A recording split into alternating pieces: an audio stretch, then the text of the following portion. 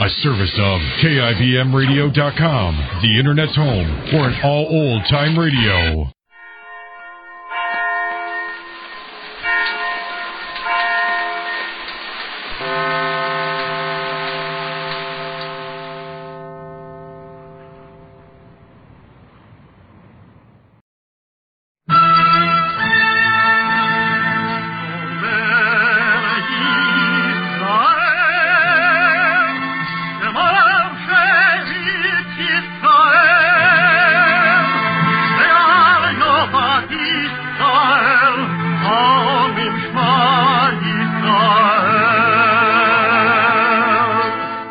And the Lord spake unto Moses, saying, Command the children of Israel that they bring unto thee pure oil olive beaten for the light, to cause the lamps to burn continually in the tabernacle of the congregation. And it shall be a statute forever in your generations.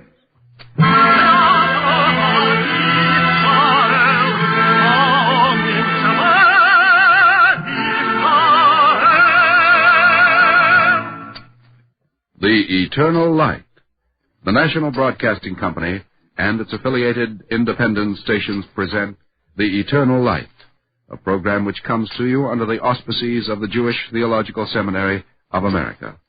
Our program today, Only the Heart, was written by Joseph Mindell and is based in part on an anecdote in the Hasidic anthology by Rabbi Louis I. Newman.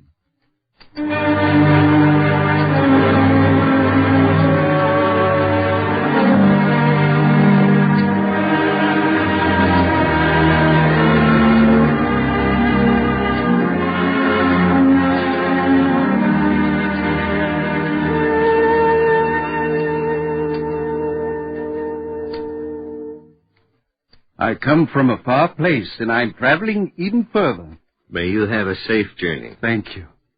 I was about to say that even where I live, we have heard of your Rabbi Israel ben Eliezer. I'm not surprised. Of his piety and wisdom and the wonders he is said to perform. What do you mean he is said to perform? Since I was passing through your town, I thought I would ask if the stories are true. Well, of course they're true, every word. Perhaps you'll be good enough to describe some of Rabbi Israel's miracles? Miracles? Miracles. Is he not called Baal Shem, master of the name? That is the great name of God? Baal Shem Tov, master of the good name. Then surely he performs marvelous things, great miracles. Or am I wrong Am I in the wrong place? You are in the right town, my friend. Rabbi Israel. I couldn't help hearing that you were talking about me. With the greatest respect, Rabbi Israel. You know how it is. In my town, our rabbi is also a miracle worker, and I was asking if... It seems to me, Joshua, that I did not hear your answer. Well, he has no right to talk like that about you. He was only asking a question, weren't you, my friend? About miracles. Just a simple question. Do you know how I would answer if I were Joshua? I'm eager to hear. I would say, you consider it a miracle when God does the will of your rabbi. But here in this town, we deem it a miracle if it can be truthfully said that our rabbi does God's will. I would never say such a thing, Rabbi Israel. Yes, I know. It grieves me that it would not be true. Well, that's not what I meant. For what is God's will? It is that every day our prayers, the words we speak to Him, should be new, as if for the first time, that our service should be to us each day a fresh miracle. Ah, Joshua, if only that could be said to me.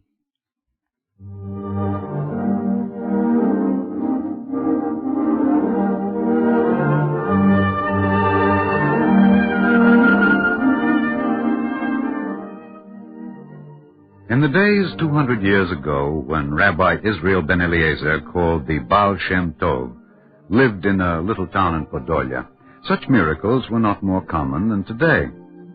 If this saddened him on ordinary weekdays, you can picture for yourself his feelings on the Sabbath. And so, on this day, after the stranger had departed, Rabbi Israel sat in the house of study with Joshua his disciple, the books open before him. For a long time, they sat in silence. Then Joshua noticed that no pages were turned, and soon he heard a deep, deep sigh, and finally he saw that which made him speak. Rabbi, your eyes are closed. I am thinking, Joshua. But your face is melancholy. Because of my thoughts. On the Sabbath? Melancholy on the Sabbath? You rebuke me, Joshua. Oh, no, I'm... You are right. Are we not told in the words of Isaiah, "If thou call the Sabbath a delight, then shalt thou delight thyself in the Lord"? You do not have to remind me, Rabbi. Yet when I think that... Yes, Rabbi? No, I will not say any more.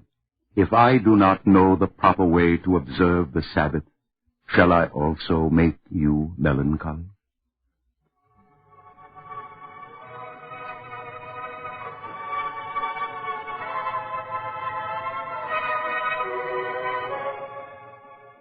They sat together in the Sabbath peace, but there was no peace in their silence. And then Rabbi Israel had a dream. An angel came down to take him up to heaven, and since it was a dream, Joshua was also taken. They stood in a great hall in the highest place in paradise, before two chairs that were brilliant with a light as of many-colored gems. Joshua closed his eyes against the shining wonder and turned away. I cannot look, Rabbi. I do not belong here. What man can say that he does? But Rabbi Israel did not turn away. He waited for the angel to speak, and when there was no word, he asked a question. For whom are these places intended? One is for you, Rabbi Israel ben Eliezer, if you make use of your intelligence. And the other? For a man whose name I will tell you.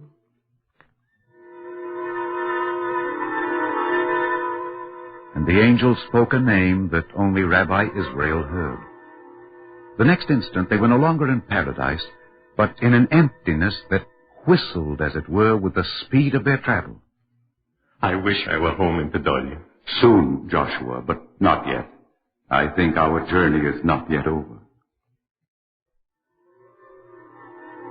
At that moment, they found themselves in Gehenna at the lowest depth, before two vacant chairs that burned with a terrible fire. Joshua trembled and refused to look, but Rabbi Israel again asked a question. For whom are these intended? And though no one was to be seen, a voice answered. One is for you, Rabbi Israel ben Eliezer, if you do not make use of your intelligence. And the other? For a man whose name I will tell you.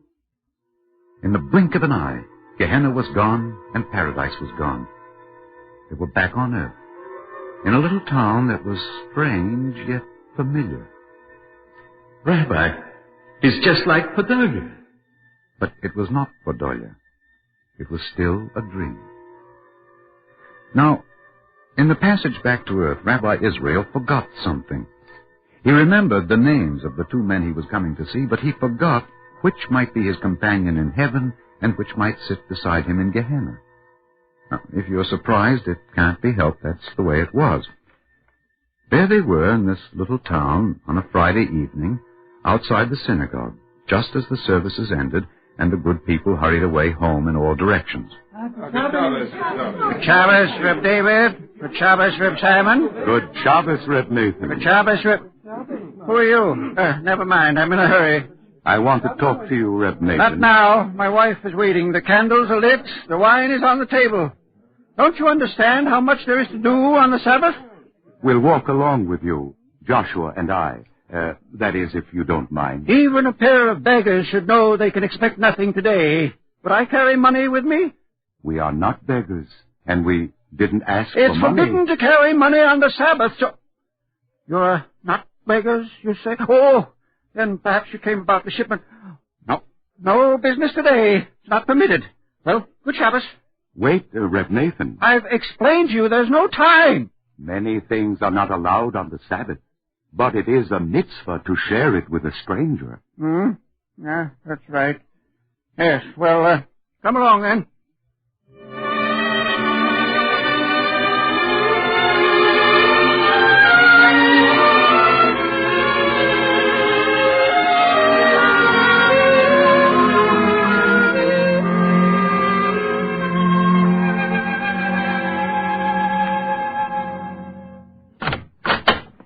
Shabbos, Sarah?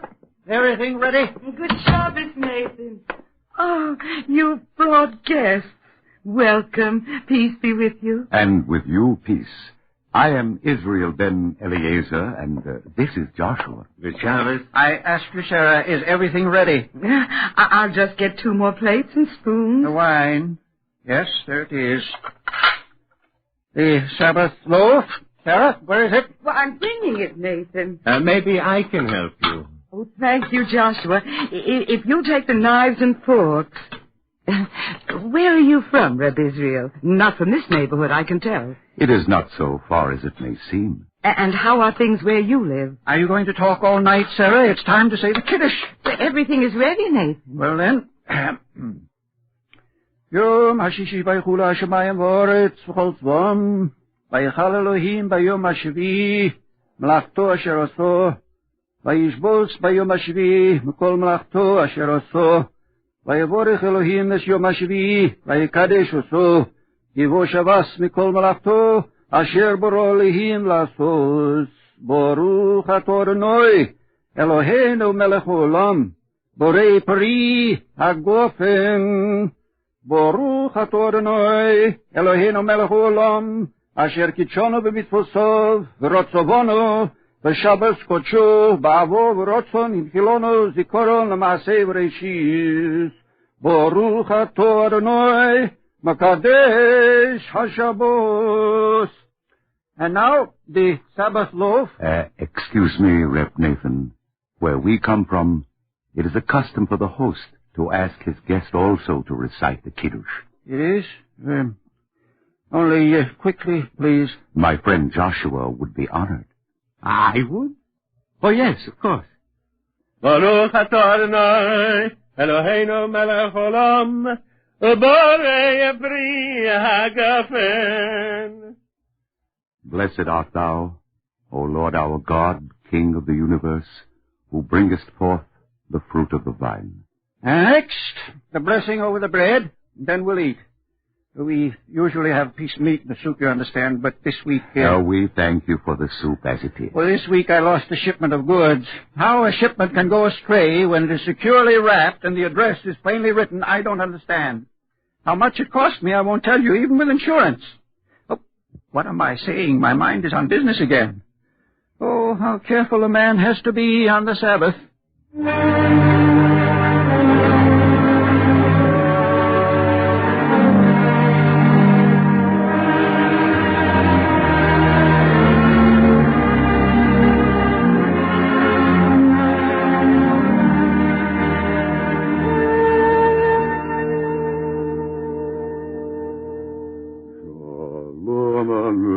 Please, if you don't mind. It is permitted to sing on the Sabbath. It's optional.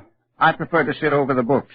After all, study and learning are a higher commandment than making songs. Reb Nathan, let us talk a little Tomorrow, perhaps. Tonight, I have my portion to read. Only let me explain. Explain what? Nothing. We thank you for your hospitality, and we will leave you to your books.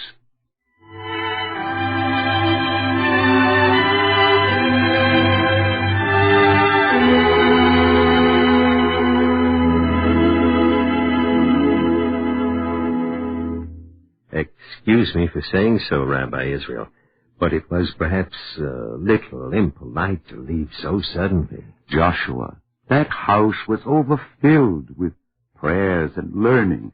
And that's why you couldn't stay in? Don't you see, Joshua? If holiness were there, the learning and the prayers would have gone up to heaven. Only that which does not come from the heart can fill an earthly dwelling.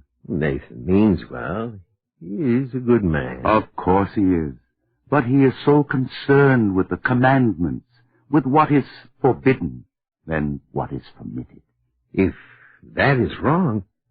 You said nothing to him. I tried, but he would not have understood. He does not call the Sabbath a delight. Then how shall he take delight in the Lord?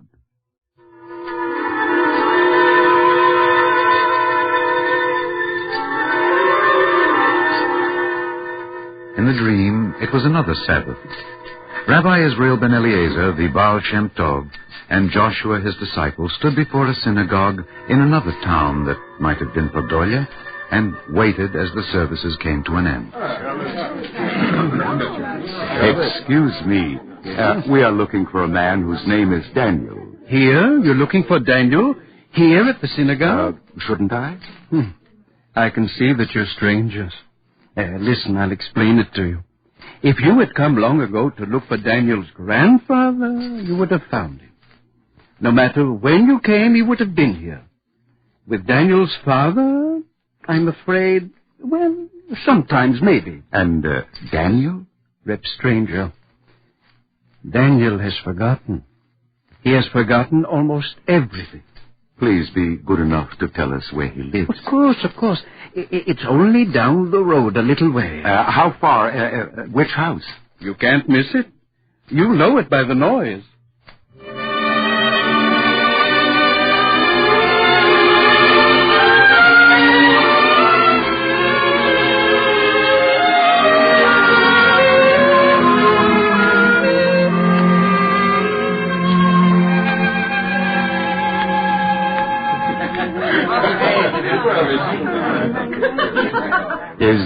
Is this where Daniel lives? Come in.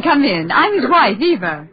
We don't like to interrupt. But first, let me offer our congratulations. Thank you. But for what? Whatever it is you're celebrating. Oh, no, it's not what you think. Only a party for our friends. Who is it, Eva? Two strangers, Daniel. Bring them in. By all means, bring them in. You heard. You're welcome to join us. Rabbi, this must be the wrong house. They don't make mistakes in heaven, Joshua. Come. Well, I'm very happy that you've come. Are you? And tell me why. Well, does there have to be a reason for happiness? But I'll tell you anyway. It's because of my good luck. You still don't understand. Well, it isn't every Friday night that we're able to have a stranger for a guest. You have such a party every Friday night? And tonight we are lucky enough to have two guests. Eva set two more places at the table. That's just what I'm doing. And here is wine for our guests. Ah, my friends, the wine.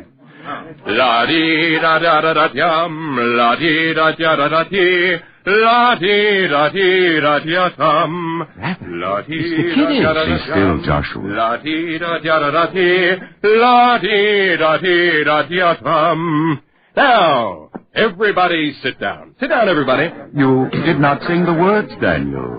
There are no words, only a melody. But you sing it every week? Every Friday night when the table is covered with a fresh white cloth and Eva bakes bread with white flour. Oh, wait till you taste it. And cooks fish and meat and potatoes, and we all sit together and eat with pleasure and sing with joy. But why, Daniel? Why? Because this is how I've always done. And because the next day is Saturday, don't you see? Yes, I see. Only, how did you learn all this? What questions you ask. Is this the thing that has to be learned? That is what I am asking. I have remembered something that has not been in my mind for 30 years. I remember my grandfather's house on Friday night when I was very young. Yes, the white tablecloth, the wine and the little silver cups, the white twisted loaf my grandmother baked. Sometimes there was meat and sometimes only soup with a potato, perhaps. But it made no difference. There was so much joy in the singing, in the day itself, that no one was ever hungry. I can't explain it. It must sound to you like a child's foolish remembrance. Daniel, I want to tell you something. In remembering, it seemed to me that there is something more I should remember, and I can't. Please listen to me. I can almost see it in my mind, and then it escapes. And I want to cry like a child. Oh, but you're a stranger. Why should I burden you with my sadness? You were going to tell me something. No. Yes, Only this. There is no reason for sadness. Believe me, Daniel. You have no reason at all. I believe you. Well, now, the table is set, the wine is poured, and tomorrow is Saturday. Come, let us eat and be joyful and sing. La di da da la la. Well, you know it. You know the melody. Yes, Daniel, I know the melody. Well, then, let's sing it all together. La la la la la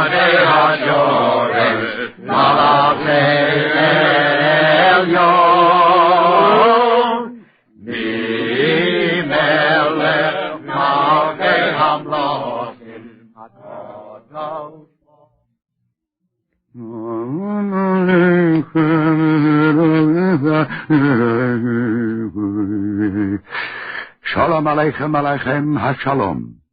He didn't know the words, Rabbi. Peace unto you, angels of peace.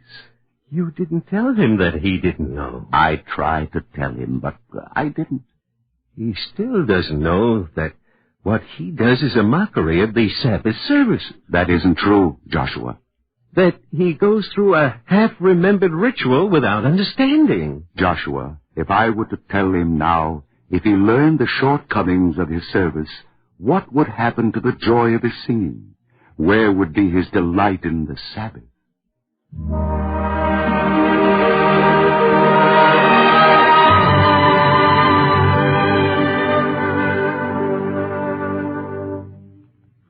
There is a question, Rabbi.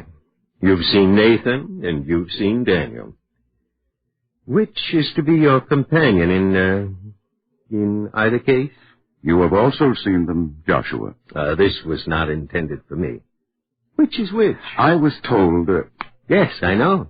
But I have forgotten. Excuse me, Rabbi, but you are evading the question. Am I? And you are making fun of me. Oh, no, Joshua. And why are you smiling? And why is it such a strange smile? I'm not sure. Maybe it's because I do not have to know the answer to all questions.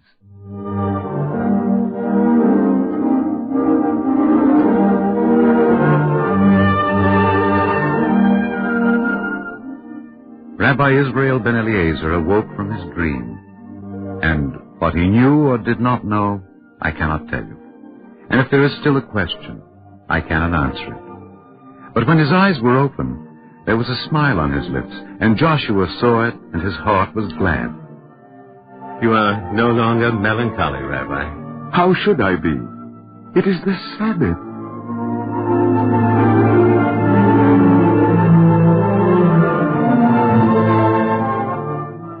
Now, some weeks later, that same traveler whom you already know passed through the town again. As it happened, it was again the eve of the Sabbath when Joshua saw him in the street.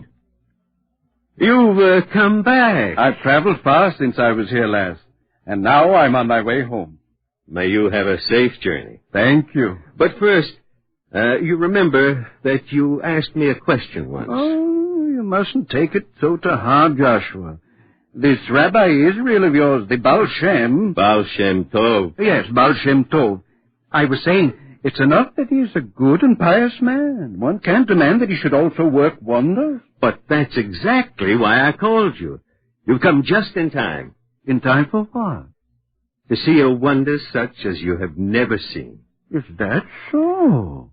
And what is this great marvel? You will see how Rabbi Israel celebrates the Sabbath.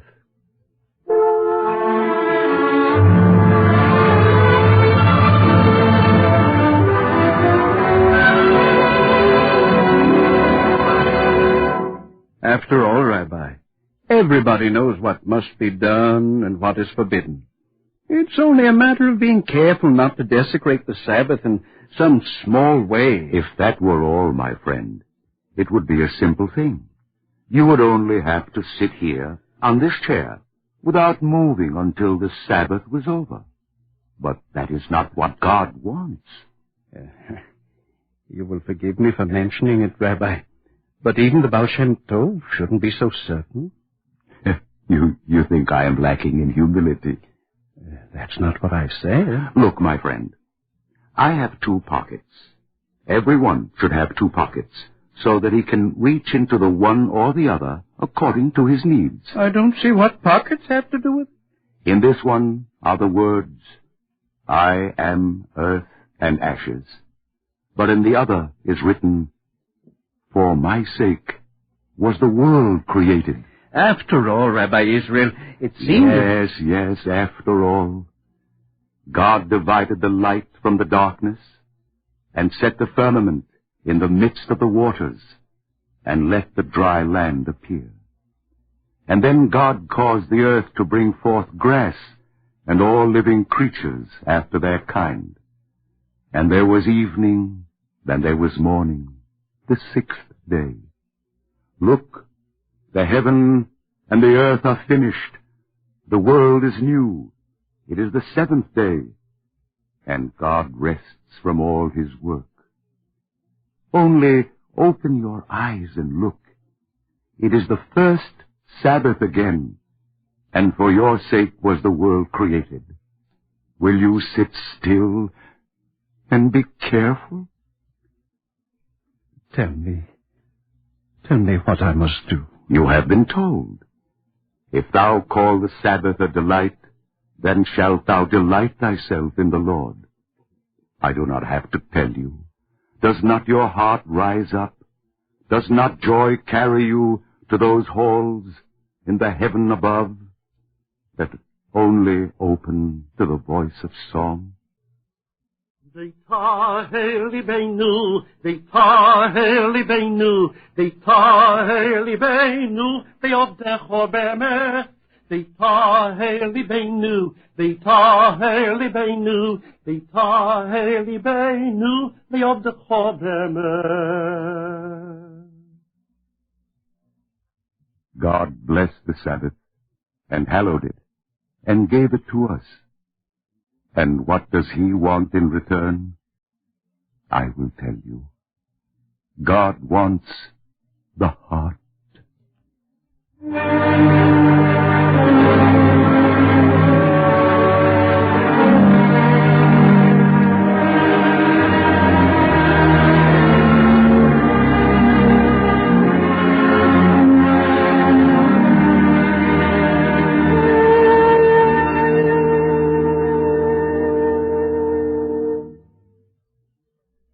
If you would like a copy of today's script, please send your name and address with 10 cents to cover the cost of postage and handling to the Jewish Theological Seminary of America, 3080 Broadway, New York 27, New York.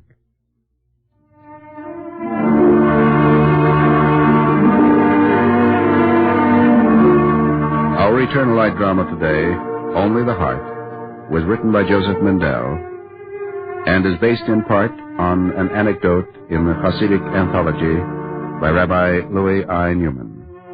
Featured in the cast were David Ross, Daniel Ocko, Guy Rep, Roger DeKoven, Ida Reese-Merrin, Alan Bergman, Hetty Galen, and Joy Dillingham.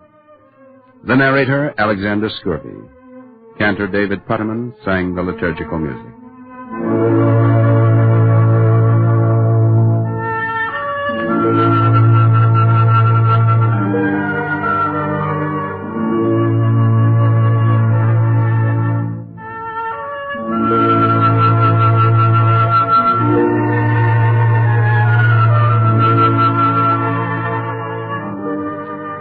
This is Mel Brandt. Our program was directed by George Voutsas.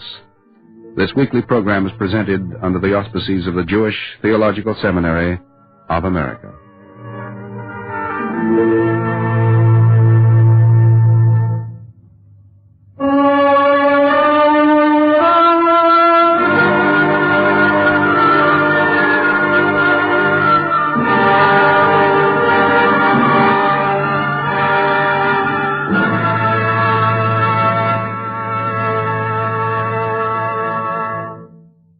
This is the NBC Radio Network. Israel,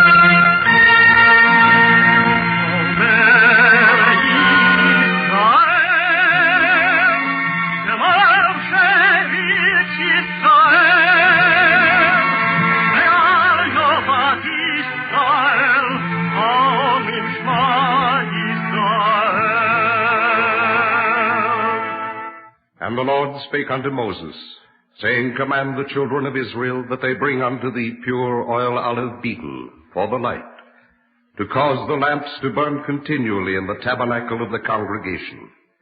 And it shall be a statute forever in your generations.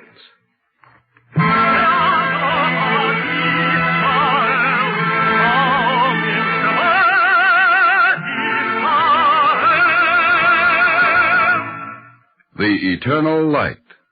The National Broadcasting Company and its affiliated independent stations present The Eternal Light, a program which comes to you under the auspices of the Jewish Theological Seminary of America. Today's program, The Great Discovery, by Grace Garment, is based on the book of the same name by Azriel Eisenberg and published by Abelard Schumann.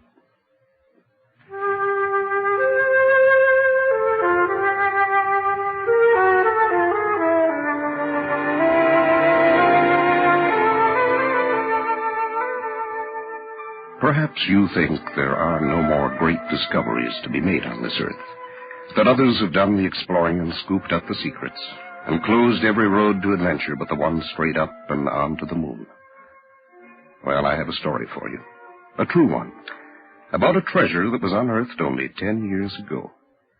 And the strange thing is, it was found by a young boy quite accidentally. His name was Muhammad. He belonged to a Bedouin tribe that traveled often between Jordan and Palestine, carrying goods to the markets of Bethlehem. The path they took went through the deserted wastelands surrounding the western shore of the Dead Sea. And often they'd stop to rest and water their livestock near the freshwater spring of Ein Feshkat.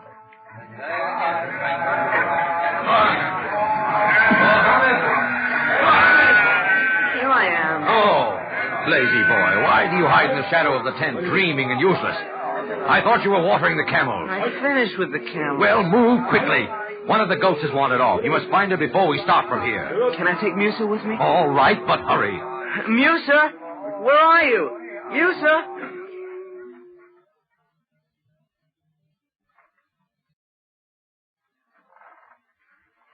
I'm sick of these trips, back and forth, always the same. I'm sick of watering camels and hunting down goats. I wish I could do something big, something important. It's important to find a goat, and you know it. I want to find more than that. Musa, last night I dreamed I found a brass urn, all filled with jewels and gold. Mohammed. But then it disappeared. And so is the goat. Oh, all right. Here, give me those stones by your foot. What are you doing? Maybe she's hiding behind that rock. If I hit her, maybe then she'll answer. Mohammed, you're acting wild. Now stop it. How about down there? Are you there, goat? What was that? I don't know. The goat? No, come on, let's go down there.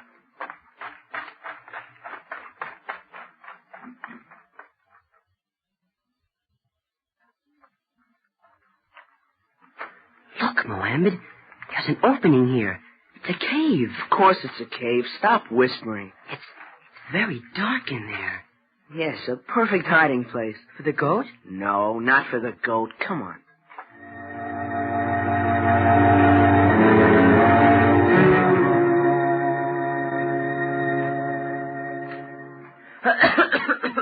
Oh, Mohammed, it's hot in here. The dust is... Well, what's that? Well, what have you got there? I don't know, but it's heavy. Help me lift it. Why, it's a jug. Just a clay jug. The same as we used to carry water. And look, there are others here. Most of them are broken. Just a lot of old broken jugs. Well, this one isn't broken. There's something heavy inside. You think there's something valuable in it? I'm certainly going to lift the lid and find out.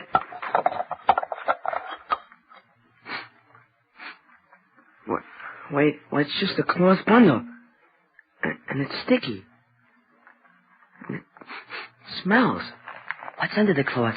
Is it anything? Just these old skins, sewn together and rolled up. Oh, is that all? They've got funny markings on them. Where? All over. See, the more I unroll, the more there are. Uh-huh. Very interesting. Not exactly gold, though. No. Well, come on. We've wasted enough time on these old things. Wait a minute. Sometimes old things have value. There are 4 of these bundles. I've heard the sheik say the foreigners in Bethlehem will buy anything. And the older it is, the better they like it.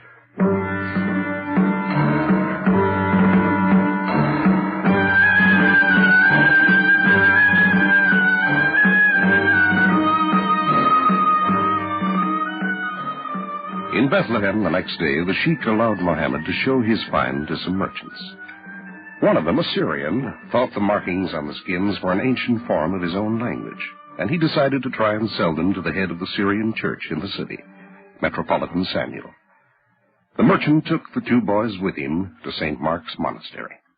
Your Holiness, it's very kind of you to see me. Most kind. I thought it only fair to give you the first opportunity to see these ancient manuscripts. I assure you they are... What is it you're selling? Your Holiness, these are ancient manuscripts. Musa and Mohammed stared at the dignified Metropolitan in his flowing robes and tall black cap.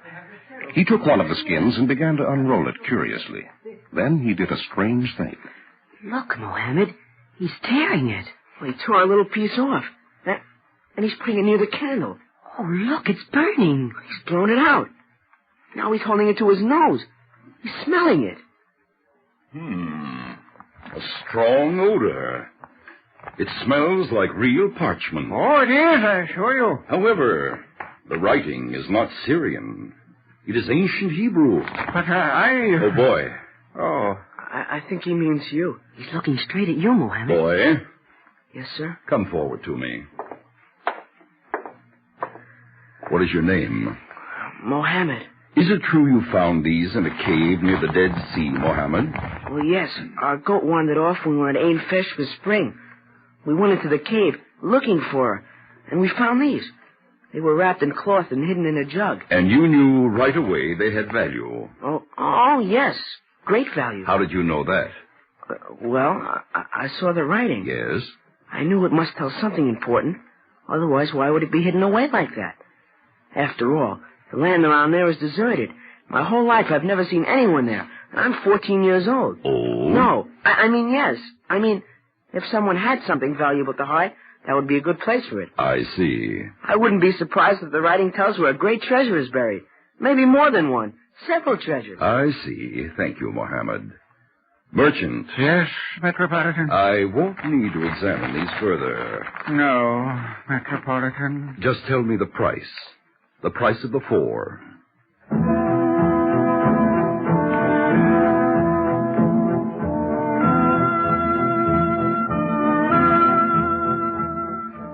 At this point, Mohammed considered himself quite a salesman, and he left the monastery in high spirits. The fact is, one thing he'd said had impressed the Metropolitan. It's true the area around the Dead Sea is deserted. Actually, no people have lived near Ain Feshka for almost 2,000 years. Sawney, just suppose these scrolls date back to that period. That would make them quite a treasure. But, Metropolitan, how can we tell? The writing is ancient Hebrew. We'll find an expert to translate them and advise us on their worth. I don't know, Sawney. It's just a feeling I have. But something tells me they may be very valuable.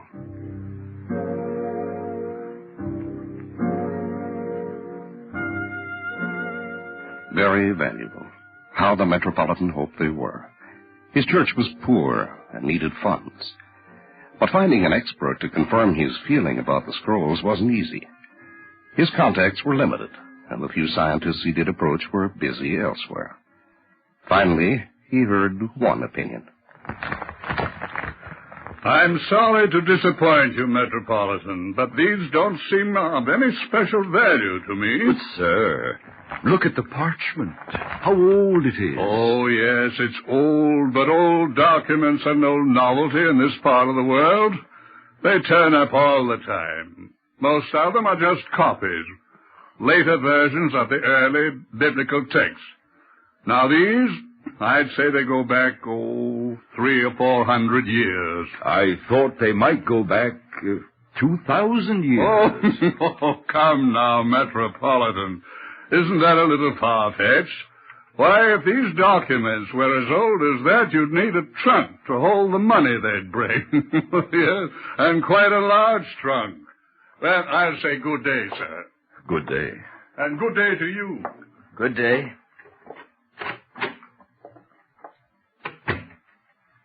Almost a year passed, and still the Syrian patriarch struggled to get the scrolls properly appraised. But now it was 1948, and there were new difficulties. War had started between the Arabs and the Jews. But the Bedouin tribe to which Mohammed belonged was not involved in the conflict. They continued their way of life unchanged, traveling slowly from Jordan to Palestine and back again. Of course, the sheik hadn't forgotten the profitable sale that had come of Mohammed's wanderings. And one time, when the group again rested at Ein Feshka, he sent the boy and his friend back to the cave. The boys spent a long, hot afternoon searching there. At sunset, they started back to camp, carefully carrying 3 more of the large, tube-like bundles. Do you think we'll be able to sell these as easily as we did the others? Don't say we, Muser. You were there, but I did the selling. Well, that's true, I guess. The old man was interested the minute you started to talk. How did you ever think of all that anyway, right in the spur of the moment? Oh, it just came to me. Do you think he'll want to buy these also? No, of course not. Why? But don't you think he's still cheated all these months?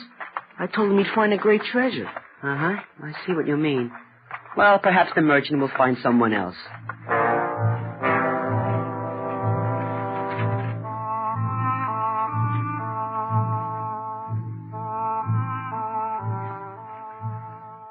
The sheik knew they wouldn't want to stay long in Bethlehem this time because of the fighting, so he sent the scrolls ahead to the merchant. When the group reached the city, Mohammed was chosen to go to the man's shop and see if they'd been sold. As he moved through the streets, Mohammed could hear gunfire off in the distance, and he glowed with a sense of his own importance and bravery. Oh, there. Ah, my young friend, come in. I've come about the scrolls. Have you found the buyer? Yes and no. Well, which is it? Well, you see, I sent a fragment from one of the parchments to Hebrew University in Jerusalem. I got word back from a Professor Sukenik. He seemed very interested, said he'd come to see the scrolls, but... But what? The fighting on the other side of the city is getting worse.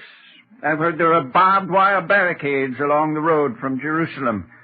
I'm afraid he may never come. Sit down, boy. Rest before you start back.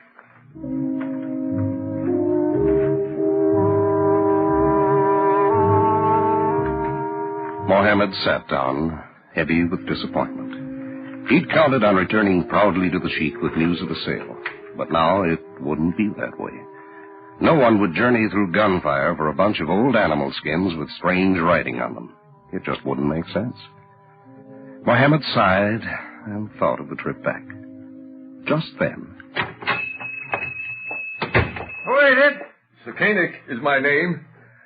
I've come about the scrolls. The scroll? Oh, of course, the scrolls. Here they are. Please, feel free to examine them. Yes. Thank you. Huh? Yes. Yes? Yes. As Sukenik studied the writing, he became so engrossed he seemed oblivious to where he was or who was with him. You're a brave man, Professor Sukenik. What's that? Oh, I say, traveling here must have been quite difficult. Oh, it was quite unpleasant. But when a man's on a treasure hunt, he can stand a little discomfort. Don't you think so? Yes, of course. But wait a minute. I don't want to sell them. Oh, what's that? I don't want to sell them. I found them. They're mine. What does he mean? Well, his sheik sent them to me to be sold. Pay no attention to him. Now, wait a moment. Why don't you wish to why don't you wish me to have them? Because. Well, there must be a reason. Now, please tell me. What will you do with them? I'll keep them and learn how to read them. Then the treasure will be mine. I will hunt it down. Oh, no. There's no treasure. Not really. That isn't what I meant. I don't believe you. Here, give me those. They tell of gold. I know they do. Now, stop, please. Why else would you risk your life to come here? You see, my boy, When you say treasure, well, there are many kinds of treasure.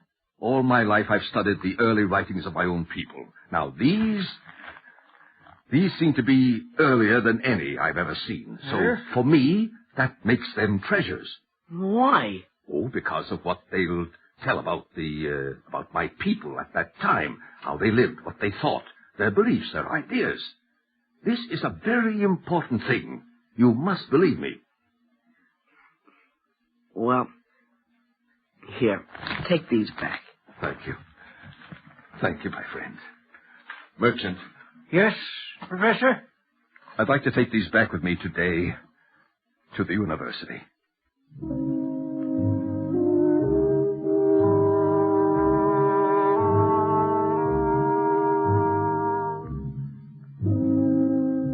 And so Professor Sekenic once more made his way through the war-torn area between Bethlehem and Jerusalem and brought the scrolls safely to Hebrew University. That evening he set to work studying them. What he found was so amazing that he felt he had to talk to someone. He hurried to the home of one of his colleagues. Oh, I'll get it. Yes? David. David, forgive the late hour, but... Professor Sekenic, come in.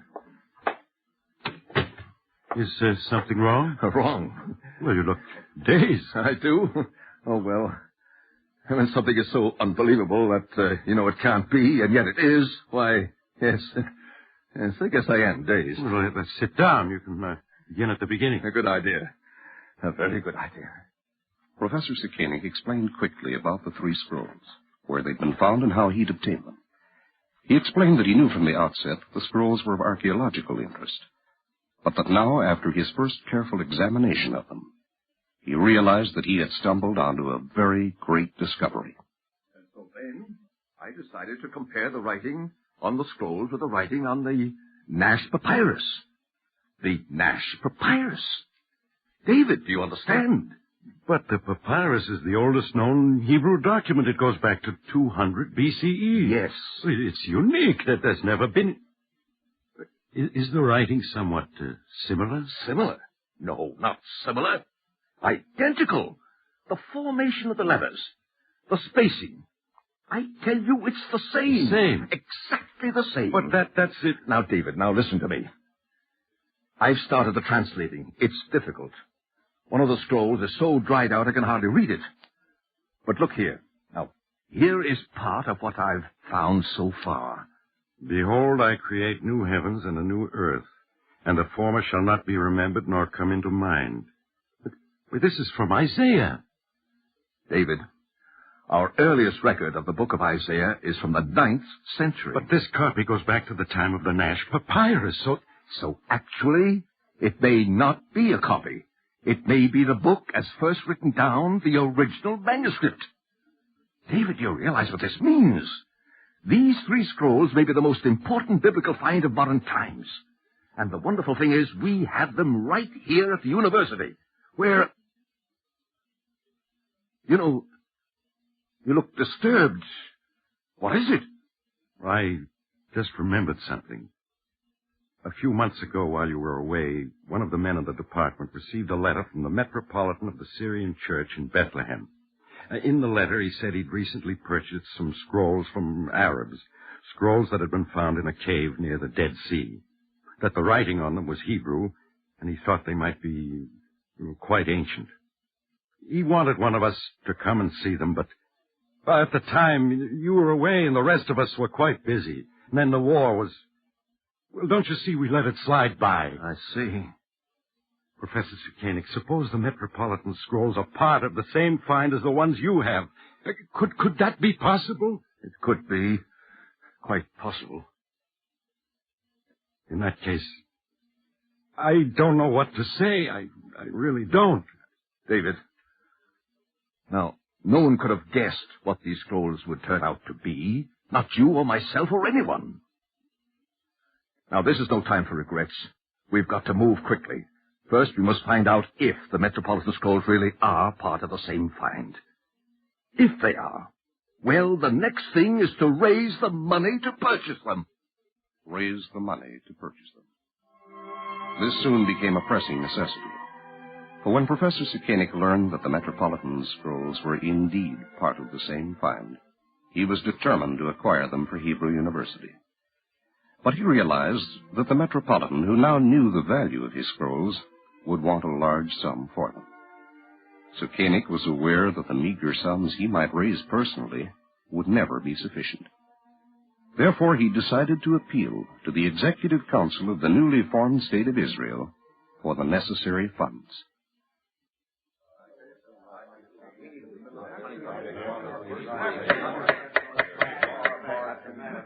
Quiet, but please, gentlemen, quiet, please, please. Professor Sekenic has told us about these Dead Sea Scrolls, and why he feels we should vote in the funds to purchase the ones held by the Syrian Metropolitan. Now, I'd be interested to hear an opinion on this. Would someone like to begin? Mr. Chairman. Yes? Mr. Chairman, may I say that I do not think the matter calls for debate.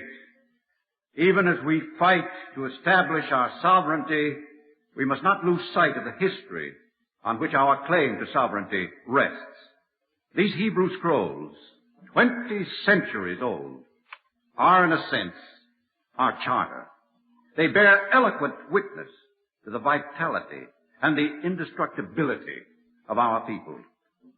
And since they have emerged from the earth in the very hour of our independence, it seems not only appropriate but imperative that we make every effort and sacrifice to keep them here in Israel, where they rightfully belong.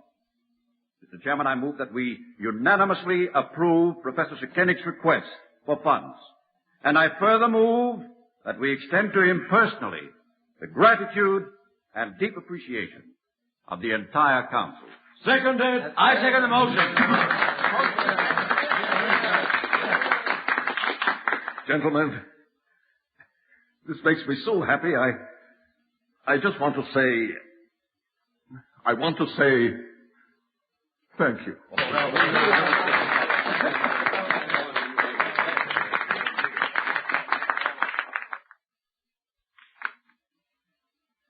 Now, if this were a made-up story, we could have a happy ending right here.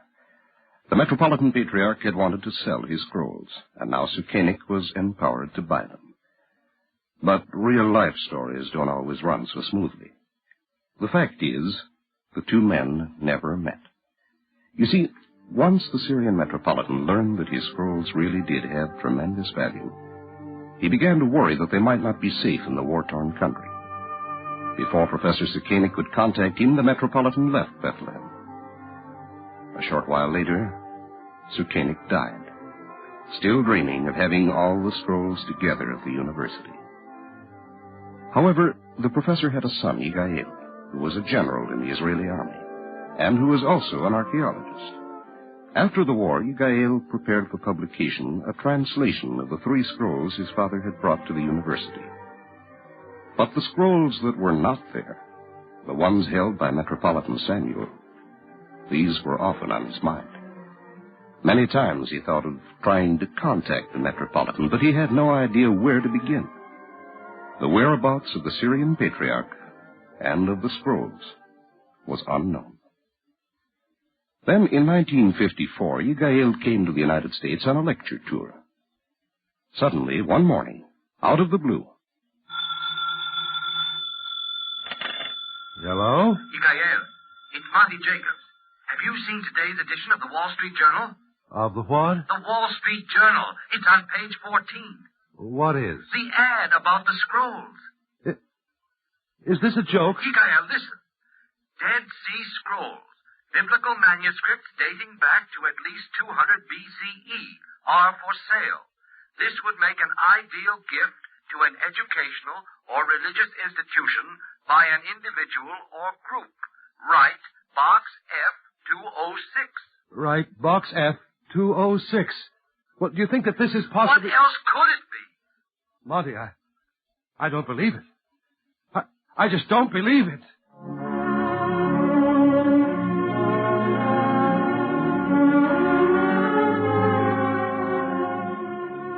Now, 6 years later, came the happy ending. Through an inconspicuous little box ad in a New York newspaper, the precious scrolls were finally located. Representing his government, Yigael paid the Syrian Metropolitan $250,000 for the scrolls, made possible through a gift from an American, Samuel Gottesman.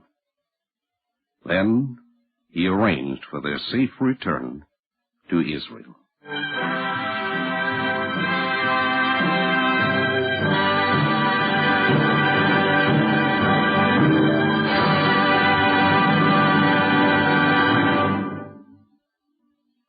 If you would like a copy of today's script, please send your name and address with 10 cents to cover the cost of postage and handling to the Jewish Theological Seminary of America, 3080 Broadway, New York, 27, New York. And now we take great pleasure in presenting Mr. Daniel G. Ross, President of the American Friends of the Hebrew University and a member of the Board of Directors of the Jewish Theological Seminary of America. Mr. Ross. The program we were privileged to hear today was broadcast at the very moment of the publication of an exciting book entitled The Message of the Scrolls. Its author is General Yigael Yadin, formerly Chief of Staff of the Israeli Army and now lecturer in archaeology at the Hebrew University in Jerusalem. His father, Elazar Zukanik, was professor of archaeology at the university until his death in 1953. Just 10 years ago, Professor Zukanik first recognized the antiquity and importance of the scrolls and purchased the first 3 for the university. General Yadin himself arranged for the purchase of the remaining 4. All 7 scrolls will be maintained on the campus of the Hebrew University, available for study to scholars of all nations and of all creeds. Listen to these concluding words of General Yadin for a summary of their prime significance. The Dead Sea Scrolls were written during a decisive period in the history of the Jewish people, and on the eve of the birth of Christianity. For the first time today, we have comprehensive documents which shed new and important light on the problems of biblical texts, of the Hebrew and Aramaic languages, and on the beliefs and organization of one of the most astonishing religious sects that ever existed. The tense drama of the discovery and acquisition of the scrolls is far from over. The fruits of continued research on these scrolls will long affect the entire pattern of our knowledge and thought about the books of the Bible and about the people who shaped their lives to their study. Thus, General Yadin ends his book. The Hebrew University, as the great center of archaeological research, is a source whereby the miracles of the past merge into the miracles of the present, and where the ages unite in the never-ending quest for truth. The university blends the humanities and the sciences, and thus is a vital influence for a true, just, and lasting peace in the entire Middle East. The Jewish Theological Seminary of America is presently undertaking to erect a spiritual and cultural center in Jerusalem for the advanced training of its rabbinical students and teachers, all in collaboration with the schools of the Hebrew University. In this joint striving to advance the spiritual and cultural unity between the United States and Israel, the seminary and the university merit our profound appreciation. Thank you, Mr. Ross. Our Eternal Light drama today, The Great Discovery, was written by Grace Garment and is based on the book of the same name by Azrael Eisenberg and published by Abelard Schumann. Cantor David Putterman sang the liturgical introduction. The narrator was Bert Cowlin. This is Mel Brandt. Our program was directed by George Voutsas. This weekly program is presented under the auspices of the Jewish Theological Seminary of America.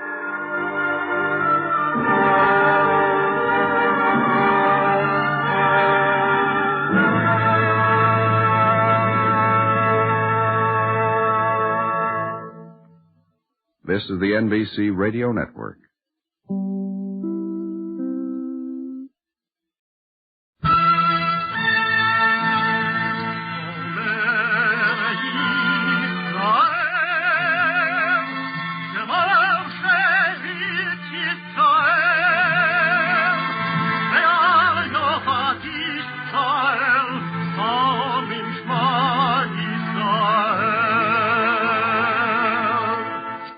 And the Lord spake unto Moses, saying, Command the children of Israel that they bring unto thee pure oil olive beaten for the light, to cause the lamps to burn continually in the tabernacle of the congregation. And it shall be a statute forever in your generations.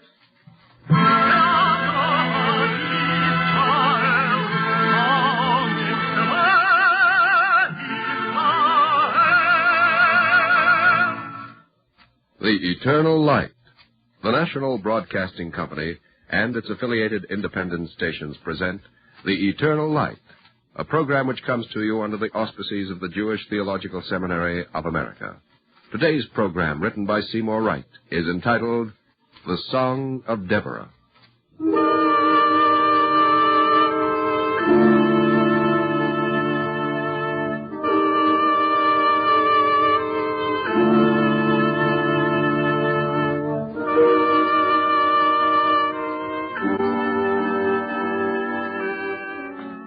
My name is Deborah. I'm old now, very old and very tired. You wouldn't think it to look at me.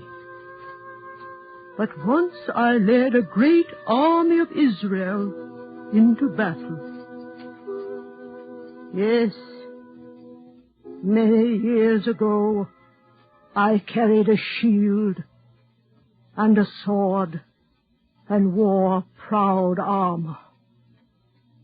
It was the armor of a warrior, but it hid the heart of a lonely, frightened woman. Hear, O ye kings, give ear, O ye princes. I, even I, will sing unto the Lord. I will sing praise to the Lord God of Israel. In the days of Shamgar the son of Anath, in the days of Jael, the highways were unoccupied, and the travelers walked through byways. The inhabitants of the villages ceased. They ceased in Israel, until that I, Deborah, arose, a mother in Israel.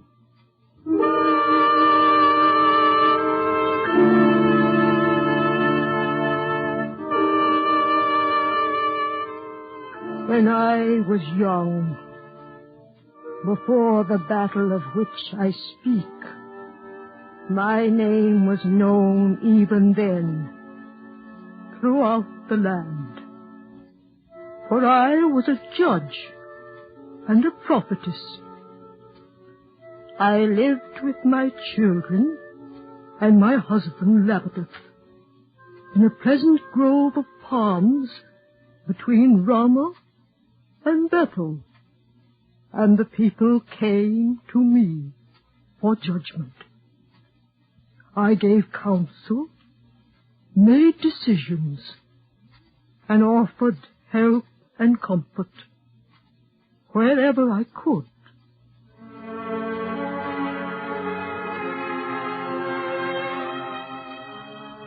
I want my rights, nothing more. Well, what of my rights? Must my family starve in order to satisfy you? Please, each in turn. It's a very simple matter, Deborah. Isaac's field is next to mine. Now, there's a stream that crosses my land, a little stream, hardly more than a trickle. The rains have been slow and the land is dry. I need every drop of water I can get, but Isaac wants to dam the stream to provide water for his oxen. But how can my oxen live without water? That's not my concern. Look, I'm a poor man, my own beast of burden. All I take into the field are these hands and this back. Isaac, is there a well on your land? Yes, Deborah, but it is nearly dry. There's barely enough water for my household, let alone the oxen. Oxen? If you can't keep them, sell them. But I'm an old man, Ephraim. I cannot work in the fields with my hands like you do. I'm sorry, the stream belongs to me. Isaac, Ephraim, instead of fighting, why don't you share your strength? Help each other. I don't understand. You need water from Ephraim's stream. He has no oxen of his own. Perhaps in return for the water, you will allow him to use your oxen to help him plow. Oh, well, what do you say to that, Ephraim? It makes sense. I would be willing, Isaac. So would I. Of course, we would have to arrange certain times for you to use the oxen and for me to use the water.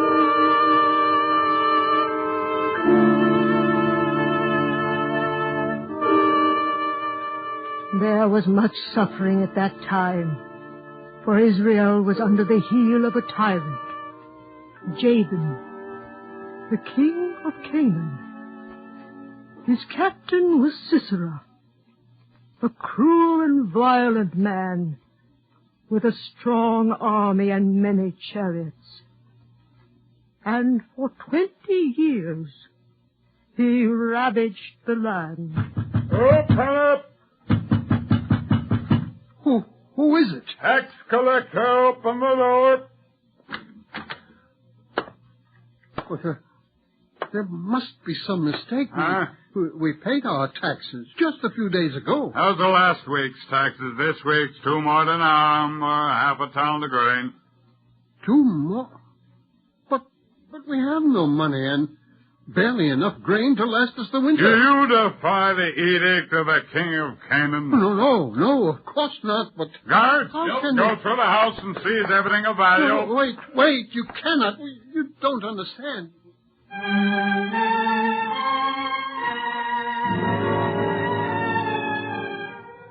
Where are you taking him?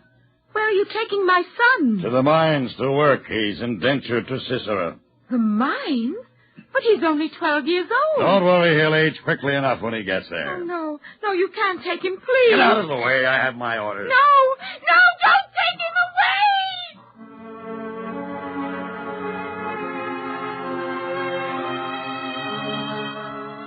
Day after day, year after year, Sisera's terror walked the land, and everywhere the people went in fear. As for me, because of my high position, my family and I were left in peace. So we sojourned quietly in our pleasant grove of palms near Ramah and Bethel, and no harm came to us. But I knew of the suffering, and I wept for Israel. What more could I do?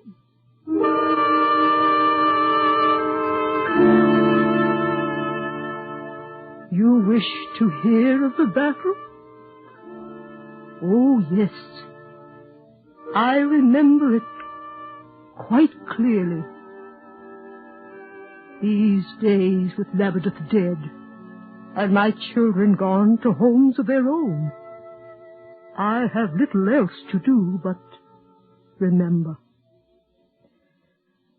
It began, I suppose, the day that Aaron of Kedesh came to see me. Peace be with you, Deborah. Aaron, peace be with you. It's been a long while since your last visit. At my age, my dear Deborah, the years are a heavy burden to carry even on the shortest of journeys. Well, what brings you here now? A quarrel with your neighbor? A dispute over lands, perhaps? Or a flock of sheep? No. Something much more serious.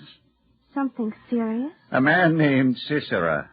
I sit in judgment on the people of Israel, not on Sisera. Deborah, if this man continues, there will be no people of Israel. We've suffered him for almost 20 years and managed to survive. Yes, but each year it grows worse, and each year we get weaker. Our sons are taken away. Our wealth is drained. Whole villages are deserted. And our people live in the hills like beasts. Little by little, Jabin and Sisera are destroying us. Can't you see that? Yes, of course. I see it, and it frightens me. What will happen to us, Aaron? What will happen to Israel? There is still time. We can still save ourselves, but the tribes refuse to act. Sisera's agents play one against the other. They promise special favors. They fill the air with rumors and suspicion. They do everything they can to keep us divided and helpless. Why do you tell me what I already know? What can I do? You can rally the tribes and unite them against Canaan. But I'm not a king or a soldier. Why come to me? Because you're a charge of Israel, loved and trusted by the people. You're the only one who can make them listen and act. Aaron, you ask too much. What you have in mind uniting the tribes calls for great strength. The strength of a man. No, Deborah, the strength of the Lord. I don't know. It's strange your coming here today. Why? What are you thinking of? I'm thinking of a vision I had last night. It was a sort of dream, yet not a dream. And in it, I seemed to hear a voice. And it said, "Awake. Awake, Deborah. Awake. Utter a song. Arise and lead thy captivity captive." Perhaps your voice was the same which summoned me. Perhaps. How will you answer it, Deborah, with deeds or tears? No, not tears. Not any more. God willing, I'll do as you say, Aaron. Summon the kings of each tribe. Call the princes, all of them. Issachar, Barak, Heber, Gilead, Zebulun, Reuben, Asher, Naphtali.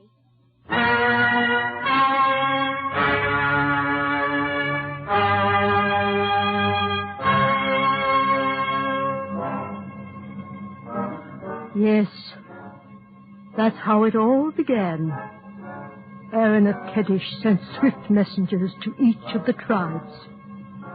And soon my lovely, quiet palm grove, the heart of my safe little world, was filled with the noise and confusion of a great encampment. Deborah, what foolishness is this? How can we oppose Sisera's army? Do you consider it foolishness for us to want our freedom? No, of course not. But we're not prepared for this venture. I agree with Heber.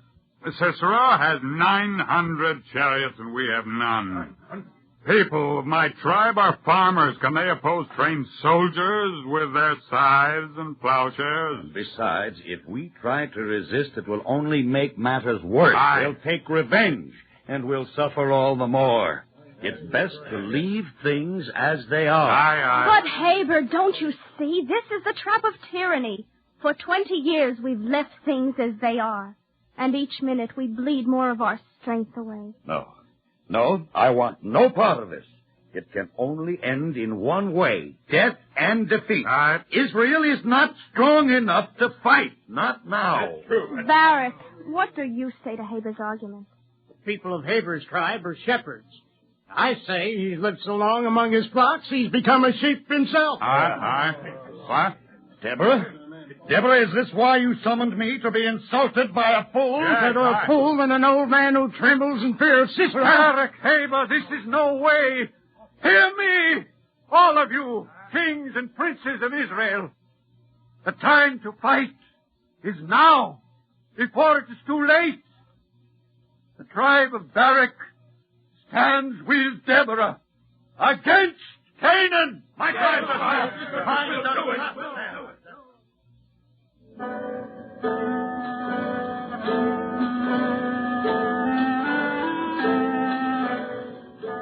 When everything was said and done, Barak stayed, and with him the tribes of Issachar, Zebulun, and Naphtali, in all a host of 10,000 men. Many refused to join us, but those who did were strong and without fear. From every part of the land they came, from the olive groves, the harbors, the fields, and the villages. From everywhere they came, with a single purpose: to make Israel free. Deborah, our men are encamping on the plain of Zaanaim.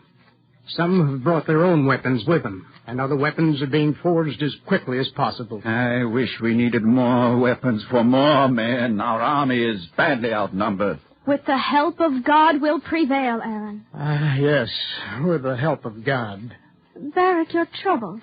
Is anything wrong? No. Well, that is...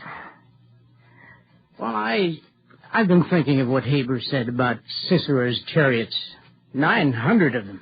And each one carries an archer with 40 arrows. Maybe Heber's right. Our people have never fought against such an army. Perhaps when we meet him on the plain, Sisera will scatter us like chaff in the wind. Then why not meet him where his strength will be of little use? What do you mean? Instead of waiting on the plain, our army can gather on the slopes of Mount Tabor. It's steep and rocky there. Even if Sisera had 9 times 900 chariots, they would be useless on that kind of battleground. Barak, the idea has merit. Merit? Why, it's a wonderful idea. Hey, now that I think of it, there's a bend of the River Kishon which flows around the north slope of Mount Tabor. If we can draw Sisera's army into the right position, we can drive him into the river. Chariots and all. The way I see it, we can show ourselves at first and then pretend to retreat. Part of our men will wait in ambush. After we lure him into the trap, we can close in from several directions.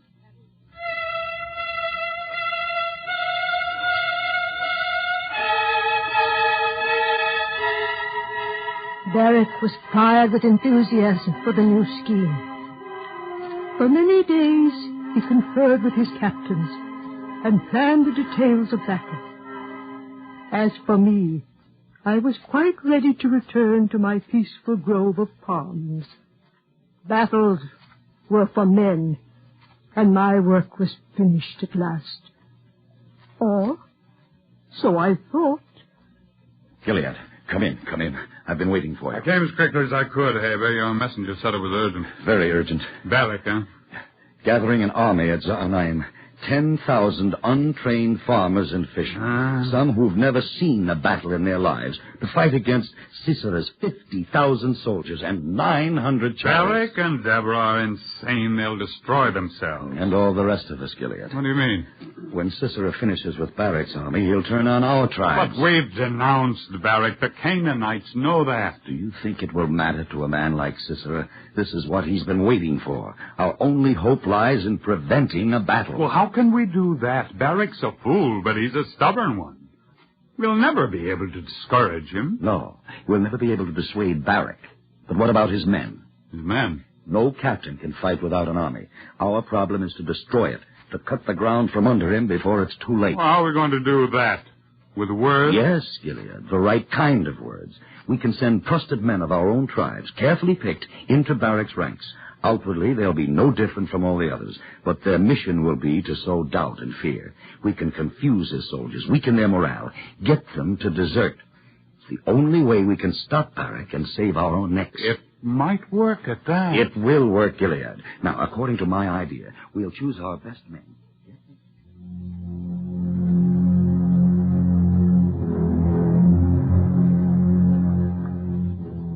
So Haber's plan was launched. Unknown to Barak or myself, his men entered our camp, the Za'anaim, and slowly the poison began to spread. We're outnumbered. Our weapons are inferior. It's hopeless. But Deborah had a vision just the other night. She told us she saw the Canaanites in retreat. We were victorious. Ah, man, you're a soldier, a realist. Would you put the nightmares of a foolish woman above Sisera's power? We have to do the fighting, not Deborah. I'll take my chances. Barak is a great general. Yes, but I heard from a traveler, from his own lips, mind you, that Sisera's anger is past all bounds. When he's finished with us, he plans to turn his soldiers loose to pillage and burn and kill every living thing. I tell you, it'd be best if this bloody battle were never fought. I hear that in each of Sisera's chariots, there's an archer with 50 arrows. They say in each chariot there's an archer with 60 arrows. Did you hear? They've got 70 arrows in each chariot. 100 arrows.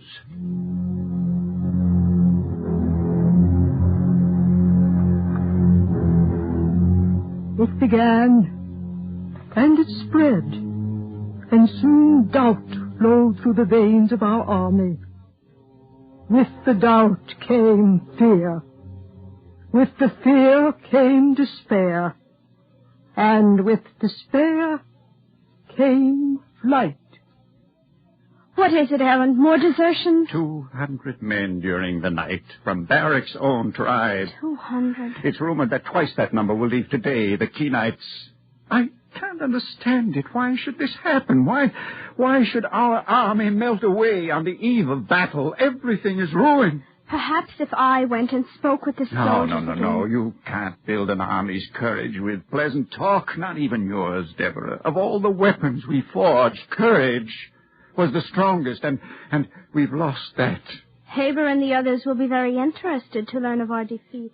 Israel's defeat. I can't understand.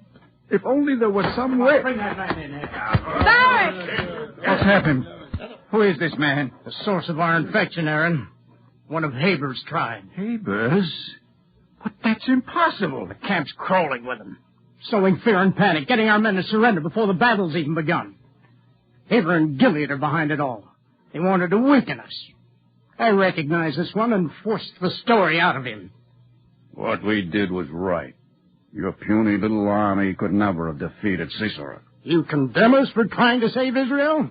How can you save a nation by destroying it? We're not destroying it. Israel's being destroyed by Haber and Gilead, and men like them. Frightened men who spend their lives on their knees. Haber is no coward, Barak. He's careful and prudent. And he speaks with the tongue of reason. There comes a time, my friend, when reason must give way to faith. Well, no matter. It's too late now.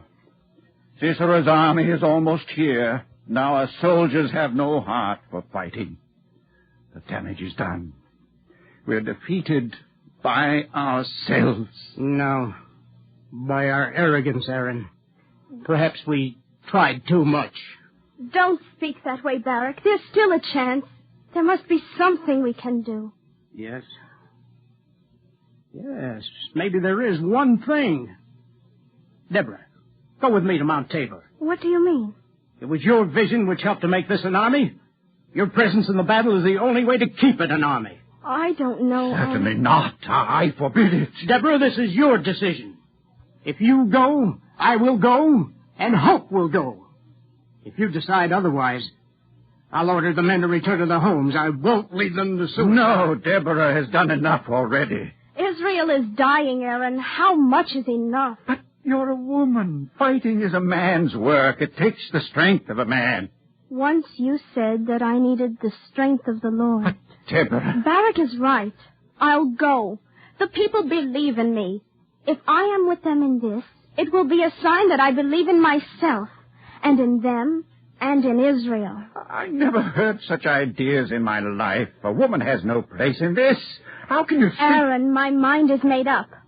Now, Barrack, bring me armor, a helmet, a sword, a shield, quickly.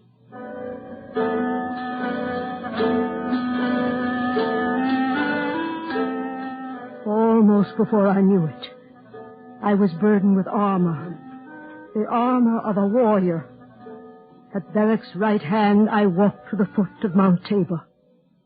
And for the first time, I learned how heavy a sword could be. And a heart. But when we came in sight of the encampment, and the soldiers saw me, a great shout arose. It was the sound of many voices, but to me it echoed a strange voice I had heard once before in the stillness of my quiet palm grove. Awake, awake, Deborah, awake. Utter a song, arise and lead thy captivity captive.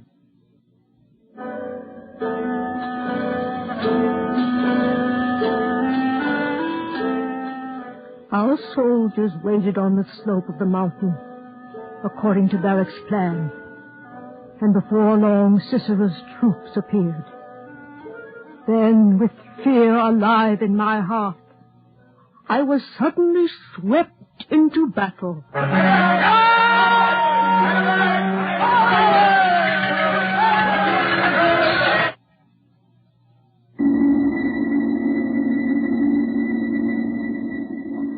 They fought from heaven. The stars in their courses fought against Sisera. The river Kishon swept them away, the ancient river Kishon. O my soul, thou hast trodden down strength. Then were the horse hoofs broken by means of their prancings, the prancings of their mighty ones. So let all thine enemies perish, O Lord. But let them that love thee be as the sun when he goeth forth in his might.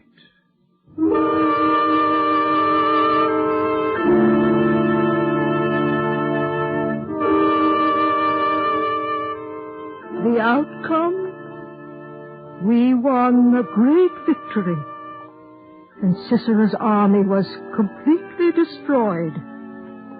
He himself tried to escape on foot, but was slain by Jael, the wife of Heber.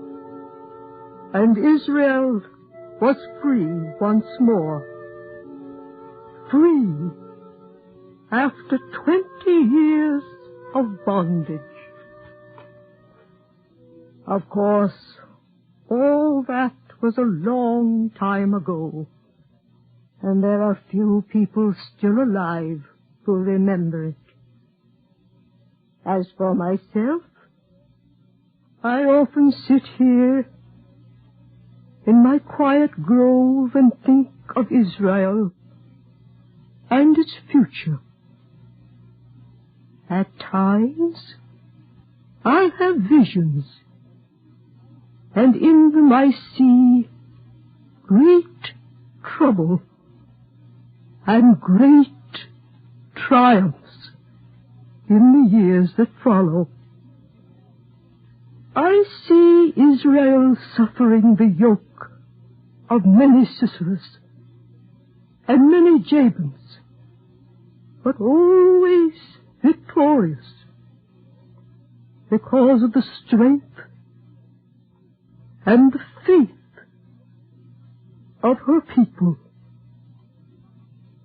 Not just her men, but her women too. Women of whom I am one. I, Deborah, I am Israel.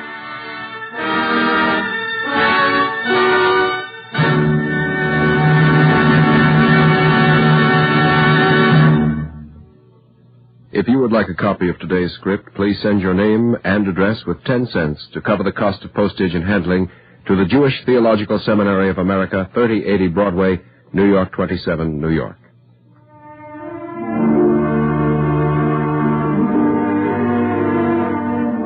Our Eternal Light drama today, The Song of Deborah, was written by Seymour Wright. Featured in the cast were Abby Lewis as Deborah, Joy Anthony as young Deborah, Roger DeKoven as Aaron, Louis Soren as the old farmer, Raymond Edward Johnson as Gilead, Ed Peck as Haber, Beatrice Pons as the mother, Sam Raskin as Barak, Alan Bergman as the farmer. The narrator was Roger DeKoven. Cantor David Putterman sang the liturgical introduction. This is Mel Brent. Our program was directed by Robert Sussman. This weekly program is presented under the auspices of the Jewish Theological Seminary of America. This is the NBC Radio Network.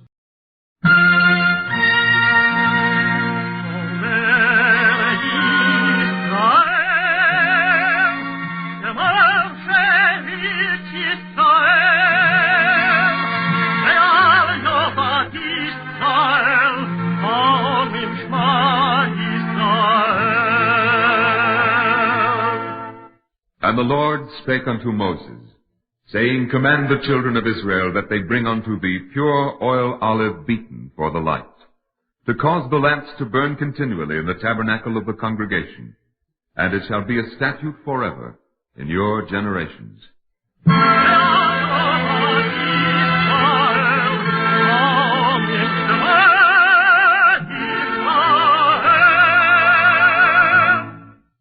The Eternal Light. The National Broadcasting Company and its affiliated independent stations present The Eternal Light, a program which comes to you under the auspices of the Jewish Theological Seminary of America. Our program today, Elijah the Tishbite, was written by Mortimer Frankel.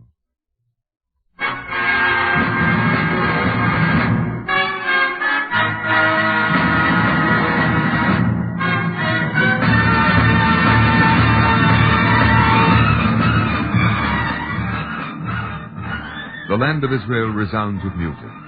gay, abandoned, riotous music.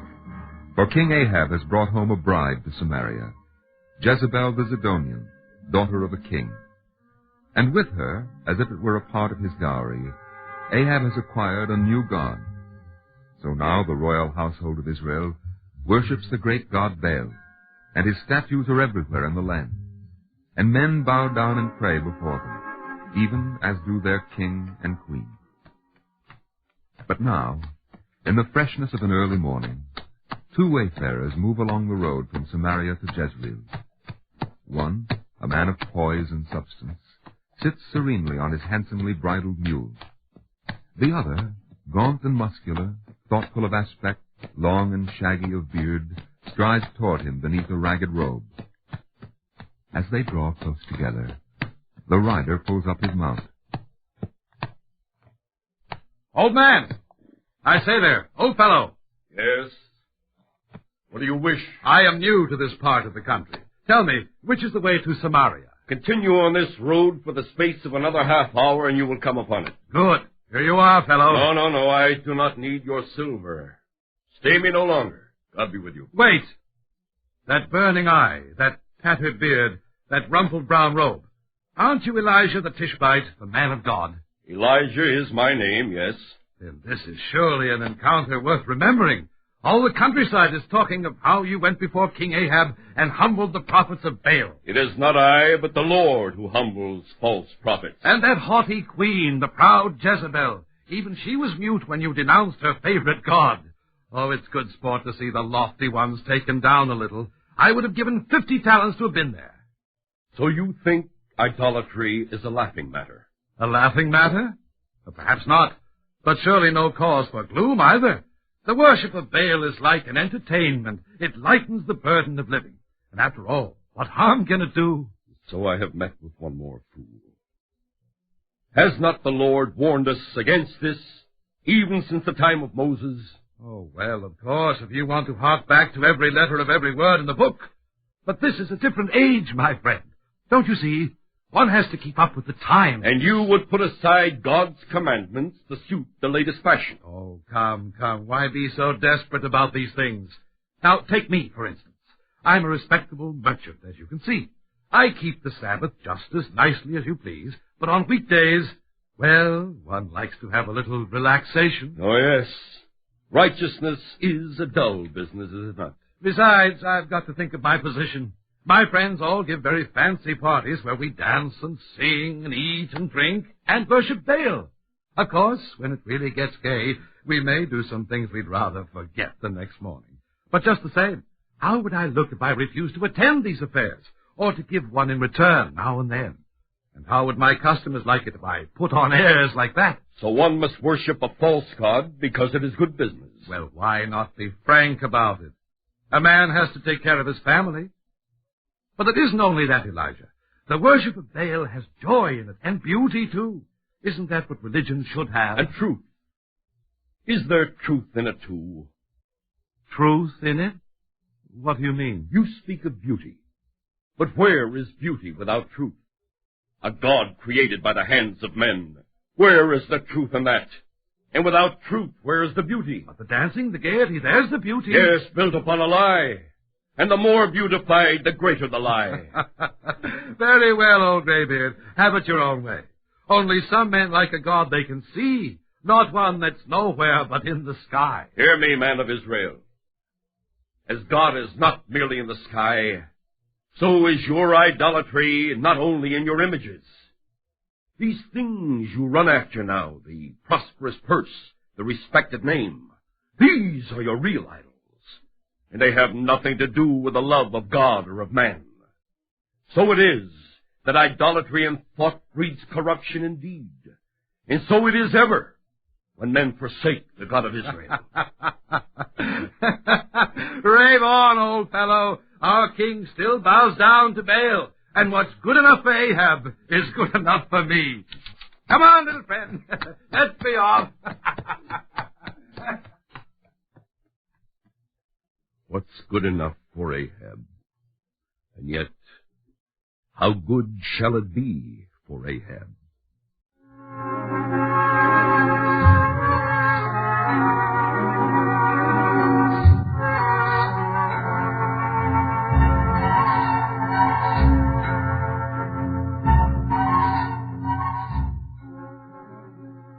And Ahab did more to provoke the Lord God of Israel to anger than all the kings of Israel that were before him. What a noble vineyard, Ahab. Is this the one you spoke of? Aye, Jezebel. You see how broad and fertile it is? If only I could add it to my lands, I would seek nothing more for my happiness. Then why not take it? It isn't mine for the taking. It belongs to Naboth the Jezreelite, a nobleman of much wealth. I doubt that he would sell me his land. But you are the king, Ahab. Must I again and again remind you, you are the king. I know I am the king, but there is a law in Israel. What belongs to a man cannot be taken from him by man or king. Hush, then make him an offer. Perhaps he will sell. I will speak to him, but I do not think my errand will prosper. Methinks it will, Ahab. Methinks it will.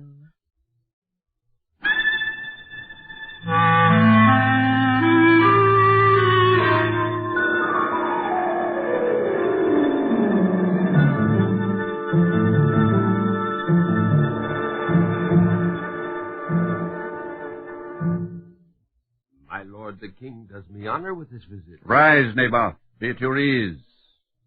You have a pleasant vineyard here. I have not seen any fairer in all Israel. My lord is gracious, but to the king who has many splendid lands and vineyards, it is surely a small thing. No, as I live, it is a goodlier portion of earth than any I've laid eyes upon. See how near it is to the palace gardens. So it is, my lord.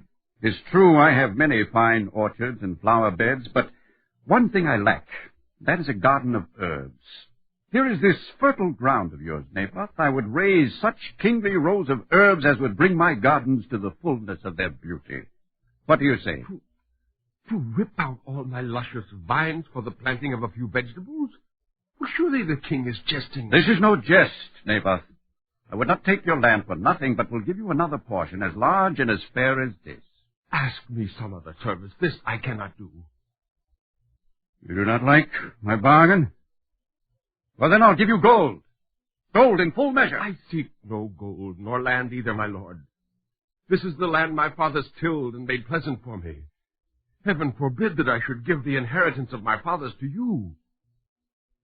So, you would hold me to the letter of the law. Any other boon, any other service, ask it, King Ahab, but this I cannot do.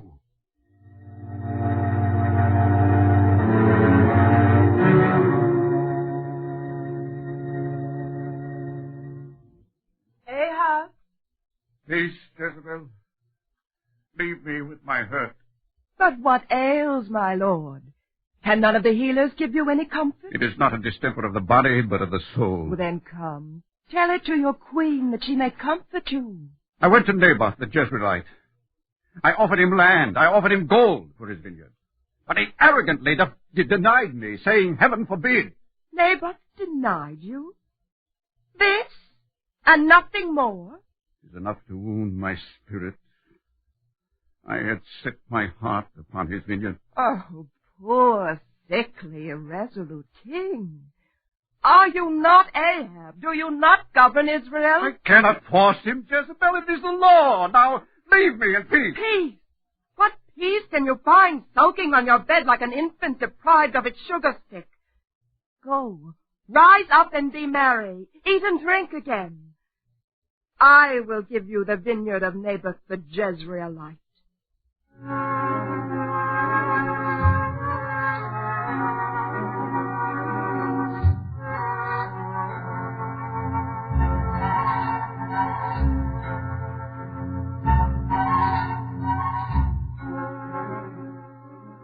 And she wrote letters in Ahab's name, and sealed them with his seal, and sent the letters unto the elders and to the nobles that were in his city dwelling with Naboth.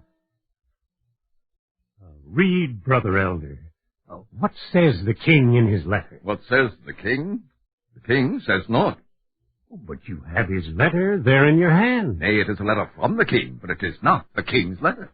Come, let philosophy give way to reason. Why is it not the king's letter? Because it is not written in the king's hand. And what of that? Are there not scribes enough in the royal household? None such as this, my learned colleague. This is written in a woman's hand. Let me see. This is Strange. Perhaps the king, being more than a man, has more hands than grow from his forearm. So indeed it might appear. But what matter to us? It bears the king's seal, and so it is the king's letter. And it reads, "Thus writes our king, the Lord the king." Or thus writes the hand of her that writes for him. Yes. The letter Read says, it. The letter says, "Proclaim a fast and set Naboth on high among the people." Set Naboth on high. He is to be honored then? Not in a manner that will please him. But now hold your peace, there is more. And set 2 men, sons of Belial, before him, so it says, to bear witness against Naboth, saying, "Thou didst blaspheme God and the king." Strange indeed. When did Naboth commit blasphemy? What does it matter when? Surely it happened, since it's set forth in the king's letter. And we are to furnish witnesses to it? Oh, come. You speak as though this were a new thing in the land. There are men with ready tongues among the sons of Belial. If the gold is sufficient, they will swear against him, for that is their business, and they do it well. Aye, their record of perjury is a long and honorable one. But if Naboth should deny the charge... Deny it? Who will believe a man accused of such infamy? Besides, can there be smoke without fire? Most learned brother, what else does the letter say? Only this. Then carry him out and stone him, that he may die. So he is already guilty and his life already taken. Well. So goes the custom in the time of great Baal and his servant King Ahab. Yes, and so to our duty. I will write out the warrant for Naboth, and do you make ready the proclamation of a fast, that all may know how lofty and solemn is the business to be done.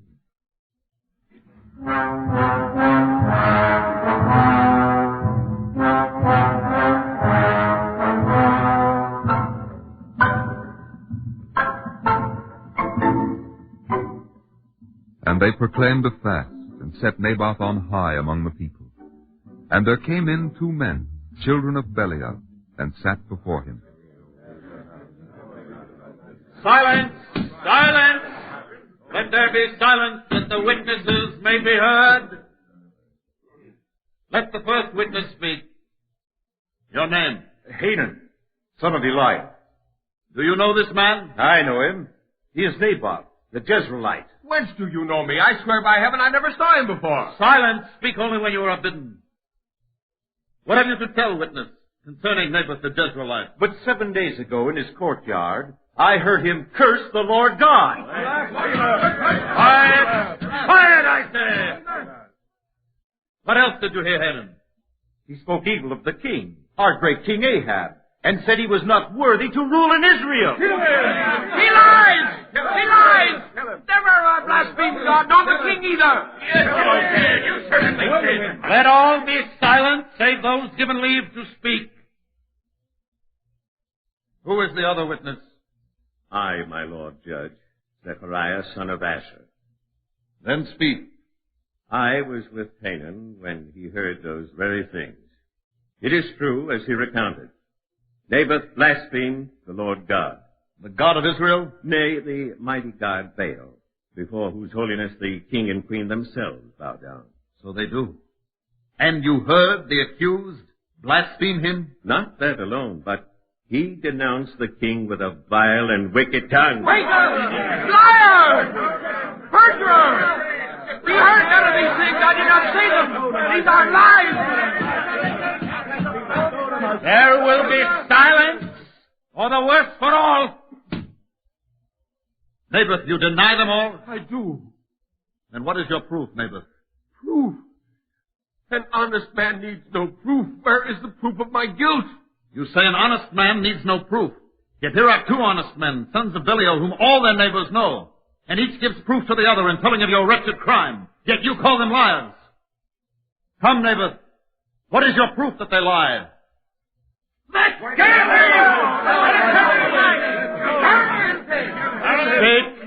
Speak, Naboth. If you are without guilt, give us the proof, or else pay for your crime. I know not what to say, my lord. How can a man prove what he has not done? I only know that I'm innocent. Stone him! Stone him! Stone him! Stone him! Once more only, Naboth the Jezreelite, disprove the accusations or die. Let him die! No! No! It is a thing of madness and evil dream. I am Naboth the Jezreelite, all my life an upright man. Will no one speak for me? Stone him! Stone him! Stone him! Take him away! Stone him! Let him die! So shall the verdict be.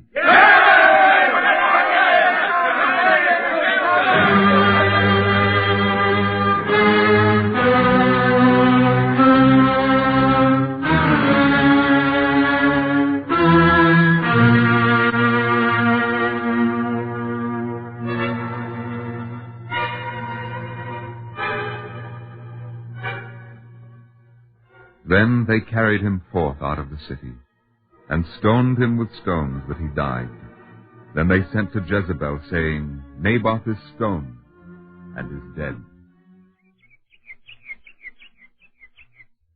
How beautiful a place to sit at ease and watch the sun retire. Is it not, Jezebel?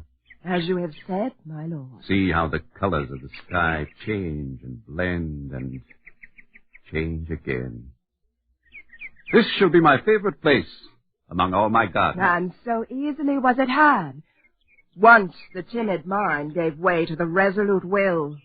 Let's not speak of that, Jezebel. It leaves a scar of ugliness behind it. But why, Ahab? A fool who defies his king deserves his fate. Speak no more of it. The twilight comes on swiftly. I do not like so impetuous a visitor. Oh, you shudder, Ahab. The evening air is sharp. Let me send a slave for your cloak. Neither cloak nor fire will warm this chill. Listen. Did you hear a voice just then? No. No, I heard nothing. Listen. You hear it? It is a voice I know. Yes, I have cause to remember that voice. I would rather hear the howling of 100 tigers than listen to it now. Ahab. Ahab. Ahab. Hast thou killed and also taken possession? Elijah the prophet. Hast thou found me, O mine enemy? I have found thee, because thou hast sold thyself to work evil in the sight of the Lord. Do not heed him. Behold, I will bring evil upon thee, saith the Lord. Him that dieth of Ahab, the dog shall eat, and of Jezebel also. The dog shall eat Jezebel by the walls of Jezreel, in the very garden of Naboth. Thus the Lord hath spoken.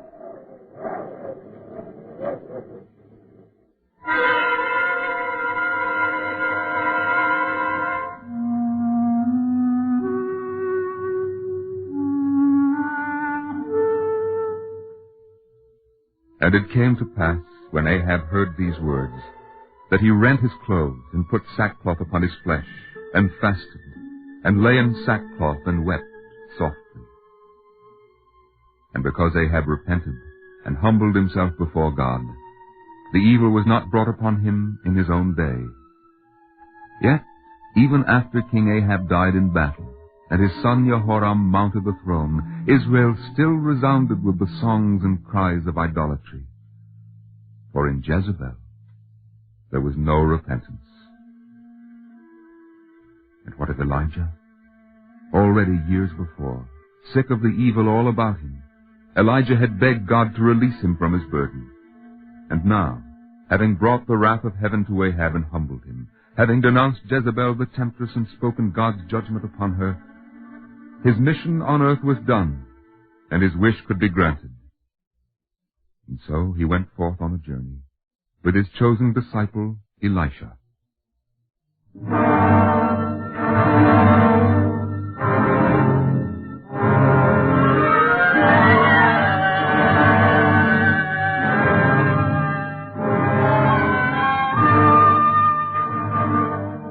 Elisha, my son, my pupil, we have journeyed far together.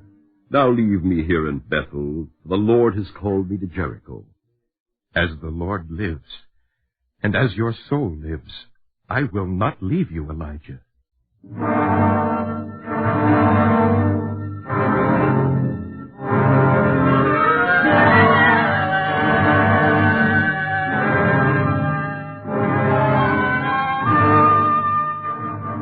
Now here in Jericho you must surely stay, Elisha, for the Lord has sent me to Jordan.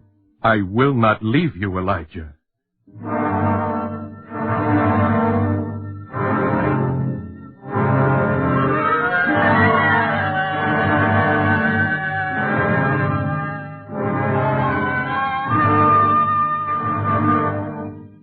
And now, my son, ask what I shall do for you before I be taken from you. I pray you, let a double portion of your spirit be upon me. You have asked a hard thing, Elisha. Nevertheless, it shall be so.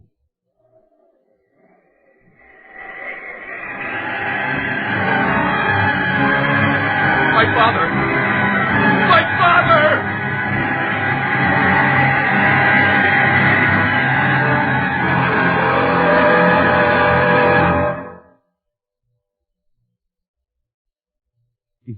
You see it, brother? You were there by Jordan. Tell me what you saw. I saw it only from afar.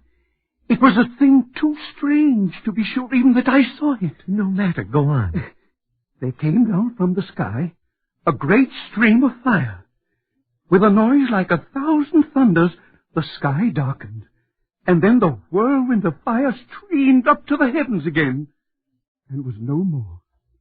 And as I looked upon the ground where they had stood, now only one remained. Which one?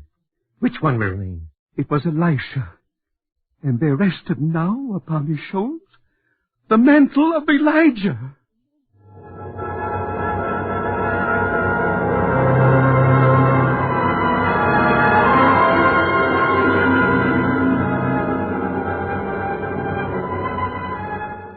The mantle of the ancient prophet now rests upon the young Elisha, and through him is to be carried out upon Jezebel the judgment which Elijah pronounced.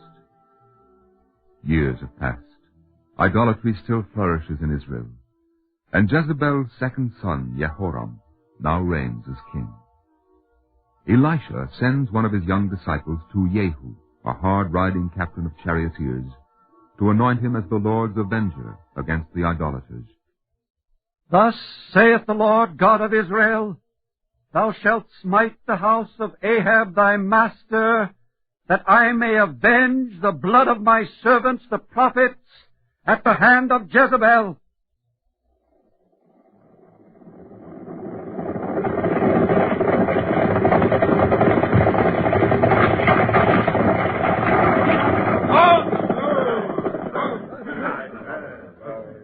Son of Ahab, come forward and speak. What brings you to me, Jehu? Is it peace? Peace? What peace? While the filthy idolatries of your mother Jezebel are so many. There is treason here, your majesty. To your chariot, fly for your life. Yes, fly, but my arrow will fly faster. You have killed him, Jehu. I, the vineyard of Naboth. I have killed the seed of Ahab, his murderer. Now to the palace of Jezebel.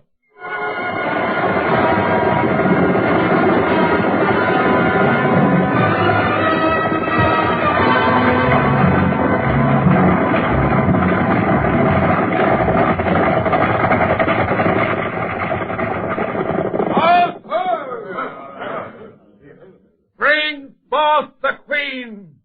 You, up there in the palace. Where is Jezebel? Away from the window, your majesty. It is Jehu, the slayer of your son. Leave me. I will go to the window. I will speak to Jehu. Bring forth the queen, I say. Jehu, killer of kings. Can there be peace for one like you who slays his own master? Officers of the palace, who is on my side? Who? I am Jehu. I too. And I. Then throw down to me Jezebel, the mother of abominations. No. Throw her down.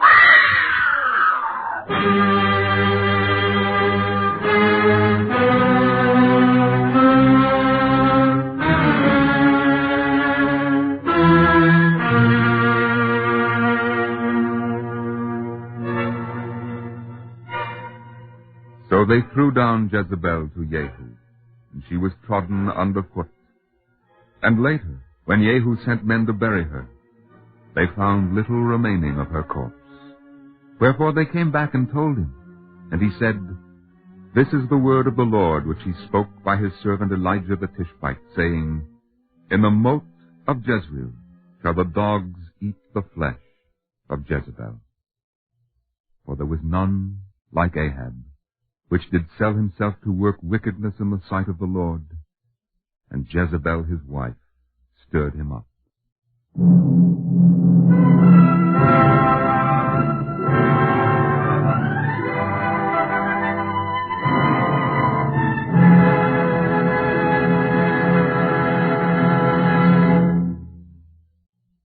If you would like a copy of today's script, please send your name and address with 10 cents to cover the cost of postage and handling to the Jewish Theological Seminary of America, 3080 Broadway, New York 27, New York. Our Eternal Light drama today, Elijah the Tishbite, was written by Mortimer Franklin. Cantor David Putterman sang the liturgical introduction. The narrator was Norman Rose. Featured in our cast were Ivor Francis, Henry Norrell, Freddie Chandler, Roger DeKoven, Nelson Olmsted, Guy Rep, Arthur Hughes, Charles Webster, Mandel Kramer, Al Collins, Danny Ocko, and Alan Bergman. This is Mel Brandt. Our program was directed by George Voutsas. This weekly program is presented under the auspices of the Jewish Theological Seminary of America.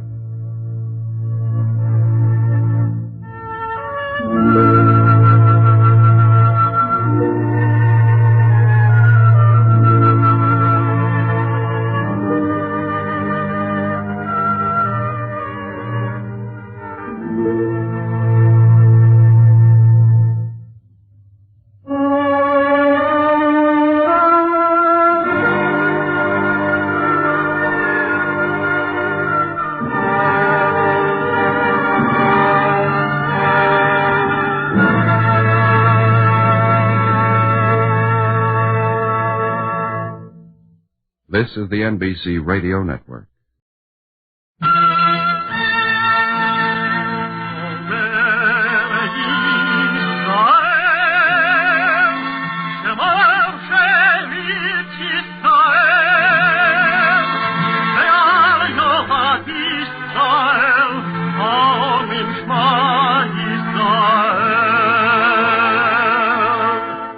And the Lord spake unto Moses, saying, Command the children of Israel that they bring unto thee pure oil olive beaten for the light, to cause the lamps to burn continually in the tabernacle of the congregation, and it shall be a statute forever in your generations.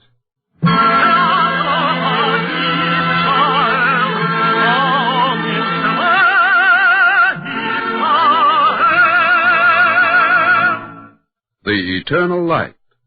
The National Broadcasting Company and its affiliated independent stations present The Eternal Light, a program which comes to you under the auspices of the Jewish Theological Seminary of America. Today's program, Photographer in Buckskin, was written by Mark Siegel and is presented in observance of Thanksgiving.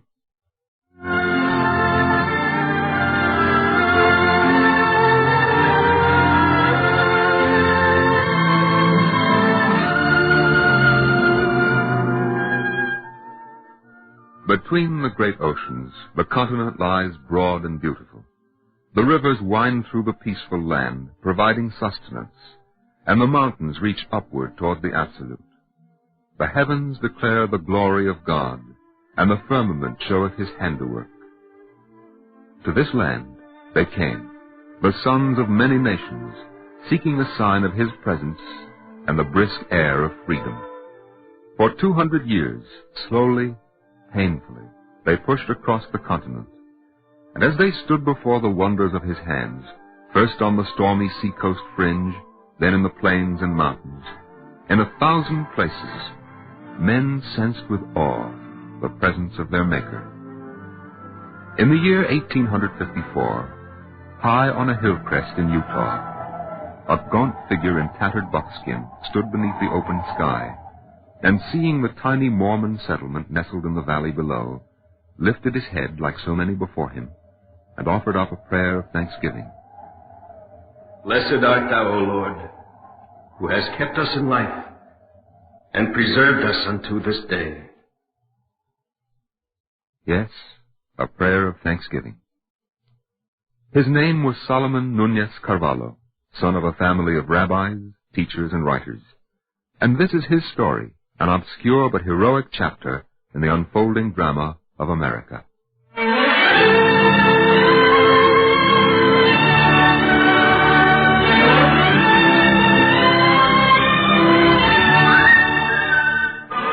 I left New York on September 5th, 1853. My purpose, to join Colonel John Charles Fremont in his expedition through the western wilderness. I reached St. Louis a few days behind schedule, and though it was midnight, repaired immediately to the home of Colonel Fremont. Ah, Mr. Cavallo, at last. My respects, Colonel Fremont, and my apologies. Transportation is not exactly modern in these parts. You'll revise your standards on that score in the next few months, Mr. Cavallo. But come in. We've been waiting up for you. Gentlemen, this is Mr. Solomon Cavallo, who's to be our official photographer. Mr. Cavallo, this is Mr. Egglifstein, our topographer. How do you do, sir? sir? You do, Mr. Cavallo. And Mr. Fuller, our engineer. I'm pleased to make your acquaintance, sir. Have you been in the Plains country before, Mr. Cavallo? I know, Mr. Egglifstein. This is my first trip west. Then I take it you have photographed the mountains of the East. Oh, no. I've lived all my life in the cities. You won't find the wilderness much like New York or Philadelphia. I don't expect What Mr. Egglifstein is trying to say, Mr. Cavallo, is that you're free to withdraw from the expedition. Withdraw? Why should I withdraw? Both Mr. Egglifstein and Mr. Fuller are of the opinion that successful photography cannot be accomplished under the conditions we will face. But I considered those conditions when we discussed the expedition in New York. You don't understand, Mr. Cavallo. How can you buff or coat photographic plates in the snow? Mr. Fuller, I gave Colonel Fremont my word in New York that I could. I do not give my word lightly. Mr. Cavallo, neither Mr. Fuller nor Mr. Egglifstein question your integrity, nor do I. Well, then why is the question raised? I'll be frank with you. When you agreed to serve as photographer to the expedition, I, too, had some qualms. As to my professional ability? Not at all. As to your ability to withstand the rigors of the journey. Well, then why did you invite me to join you, Colonel?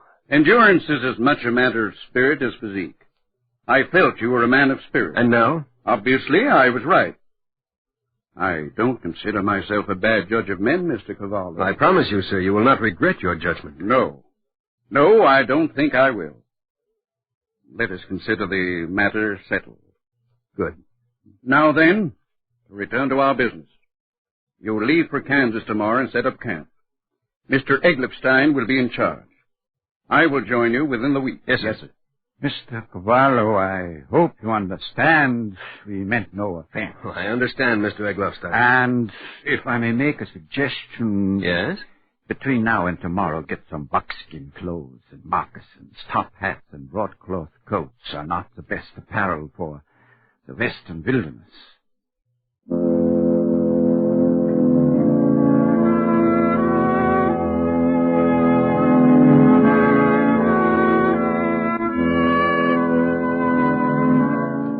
I traded my boots for moccasins and my broadcloth for buckskin.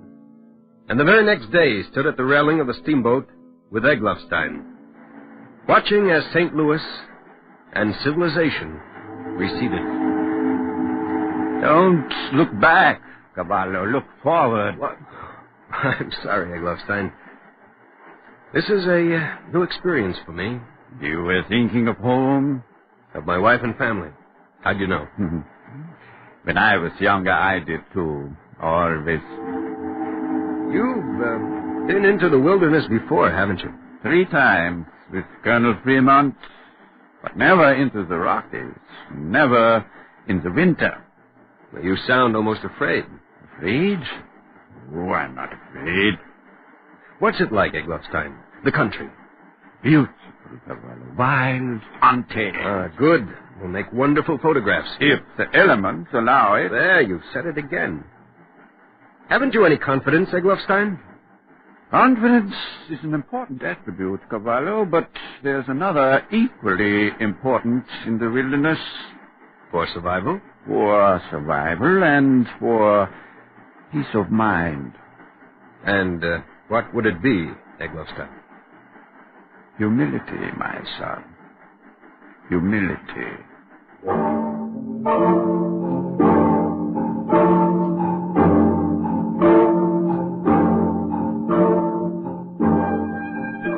We set up camp at Westport, where final preparations were to be made while we awaited Colonel Fremont. Our party consisted of 22 people. 2 were Mexican guides, 10 were Delaware Indians. Among them were Luchas, who undertook to train me in the ways of the plains. Pongo ready. What's that, Luchas? Pongo ready. Much good, buffalo pongo. Pongo. What's a pongo? Follow Luchas, see.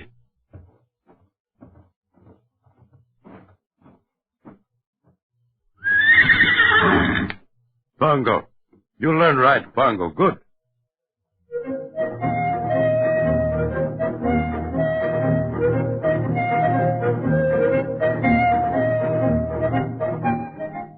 Within the week, I learned to ride the buffalo pony well. Under Oliver Fuller's direction, I tried to learn other things as well. Hold it straight before you, Cavallo. Like this? No, at arm's length. Now, try again. And fire the shots in succession. Cavallo, you have a wonderful eye. Thank you. For a photographer, not a marksman. If you want my advice... Yes? Do your shooting with your camera, not your revolver.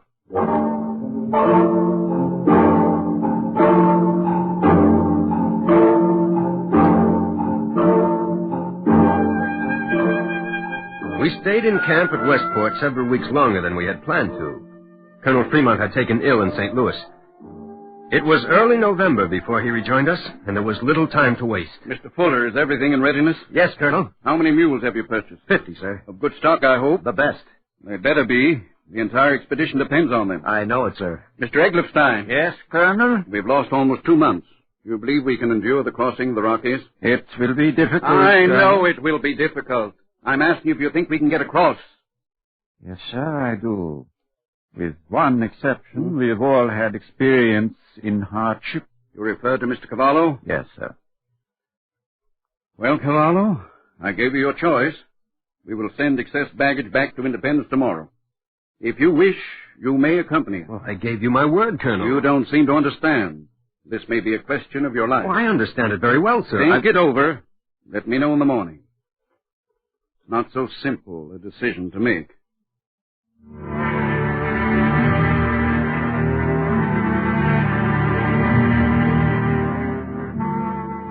That night, I tossed and turned. At dawn, still torn between thoughts of my family and the pledge I had given Colonel Fremont to accompany him, I was up. I saddled my buffalo pony and rode out from the camp a few miles to make my decision in solitude. Above me, the arched vault of heaven stretched to infinity.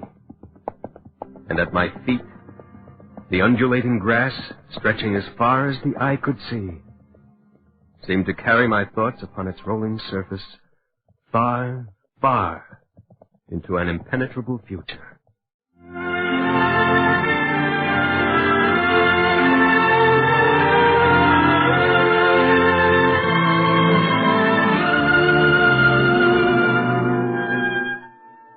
You cannot know what it is like to stand in a place, seeing no human being, alone, yet not alone.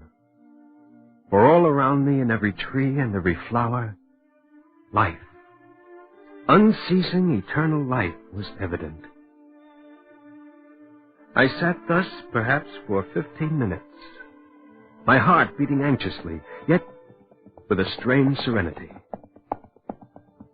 And then, galloping towards me, I saw Eggleston, his wise old face turned to the luminous sky.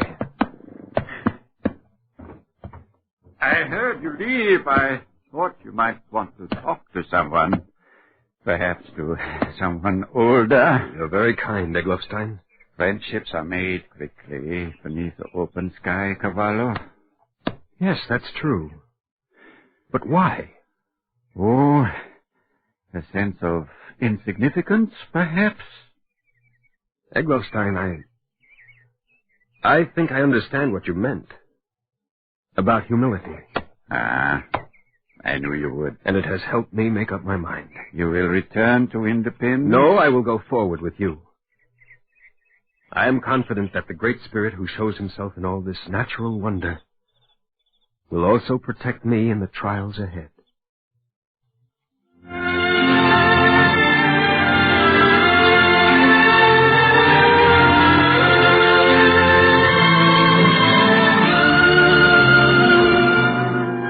We started the long trek, the mule train stretching out before us towards the western horizon. From Westport to Smoky Hills, from Smoky Hills to Walnut Creek, up the Arkansas River, across the Great Divide. Each day I made pictures, seeking to capture on the photographic plates some of the wonder and majesty of God's work. On, into the Huerfano Valley, through Sand Hill Pass, into the San Luis Valley, across the Rio Grande del Norte, into a country never before explored. Always, whatever the obstacles, I made pictures. Up this way, Cavallo. I have a foothold. Coming, Eggleston. Careful now. The camera. Hand it up. Now the tripod and the chemicals. All right. There. Now, you. Thank you, Eggleston. I couldn't have made it without you. Oh, I without you, Sam. I never met a man who tried as hard as you do. Look. Look at it. Magnificent. But we'll freeze to death if I don't get a fire going here. How far is it to the next range, Eggleston? 50 miles, maybe 60. I can hardly wait to get there. Take your pictures, Cavallo. Here, a man feels more of heaven than of earth, Eggleston. He does. But, Cavallo, take your pictures and let us get down. If we stay much longer in this cold, we may find ourselves more of heaven than of earth permanently.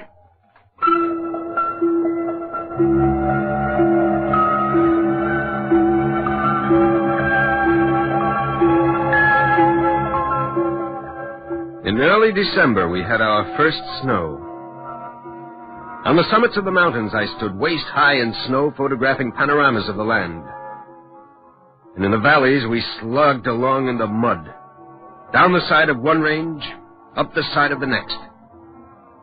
The day it happened, we were making our way up a narrow ledge high above a canyon. Oliver Fuller was with me. Careful, Cavallo. I'm right with you, Fuller. Oh, yesterday snow, and now this. It'd be hard to keep our footing. More than hard, Cavallo. Dangerous. Fuller! Oliver Fuller! Coming, Colonel Fremont! Fuller, this is impossible. Can you turn this mule train around? Not on this trail, sir. It's too narrow. We can't stay here. The animals are getting restless. If one slips, we lose the entire mule train. I know, Colonel, but we have no choice, Then sir. we'd better push on. I'll lead the way. Yes, sir. Willitchus! Stay with the lead mule! Cavallo and Eggleston will take the middle, and I'll bring up the rear, Good sir. enough. Let us proceed with caution. Yes, sir. Ready? All right!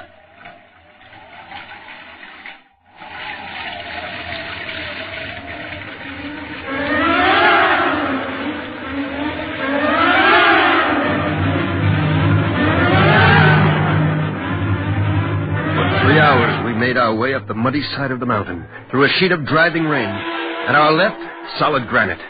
To the right, the dizzying canyon below, yawning, waiting. Suddenly, the lead mule took fright. What's that mule? Hold him, he's slipping! Eggleston, cut the traces! The lead mules are sliding into the canyon!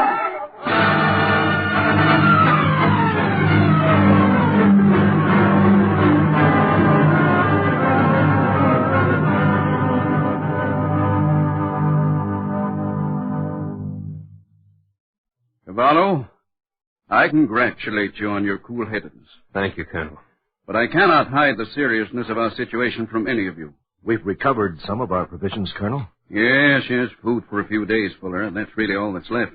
We'll find game, Colonel. Game is scarce in these mountains, as you know it. Our Indians are good hunters, sir. Our ammunition is at the bottom of the canyon, Eggleston. Well, I have some ammunition, Colonel.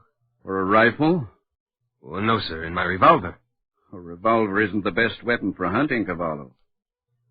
Gentlemen, we had better face the facts. Colonel. Yes, Eggleston? There's no need to state the facts. All of us recognize them. Yes, I suppose you're right. I ask only one thing of you. We're listening, Colonel. It is possible we will not get out of these mountains alive. Yet, if we are to die... Yes? Let us die together, helping each other like men.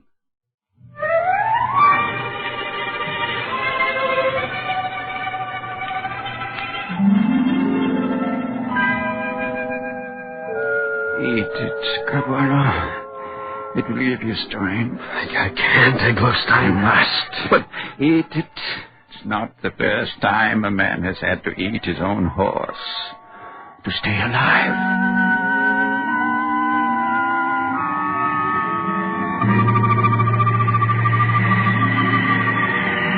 Lean on me, Fuller. It's no use, Cavallo. You can make it. You have to make it. Not with this frozen foot, Cavallo. Please leave me. You'll lose the others. Fuller, get on my back. I can lose the others, but I cannot lose myself.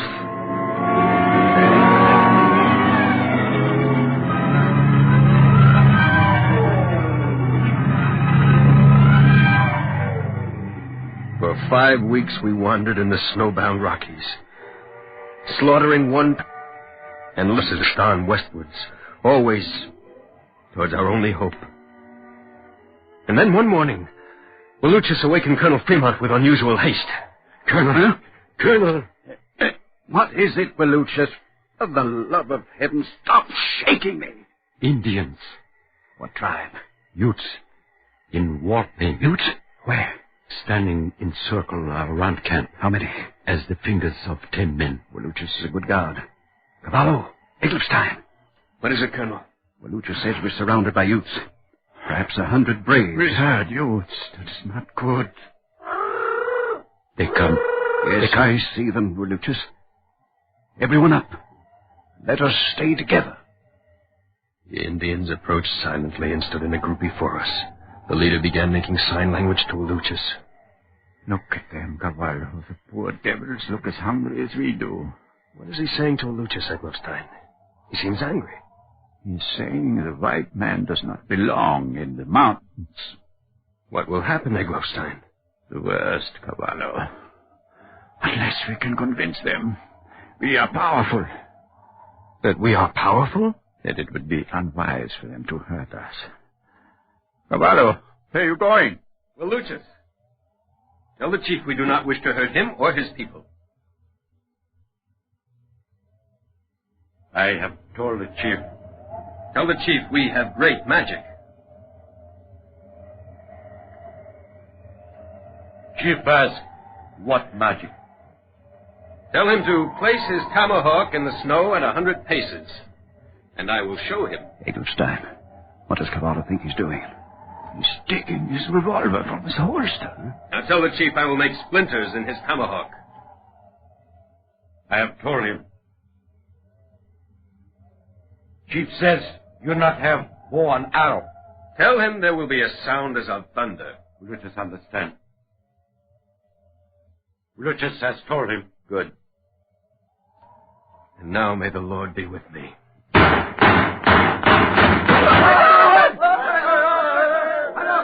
Cavallo, you've done it. They're going away. When did you learn to shoot like that, Cavallo? Your hand was as a hunter's. It wasn't my hand that held the revolver, Eggleston. It was the hand of the one above.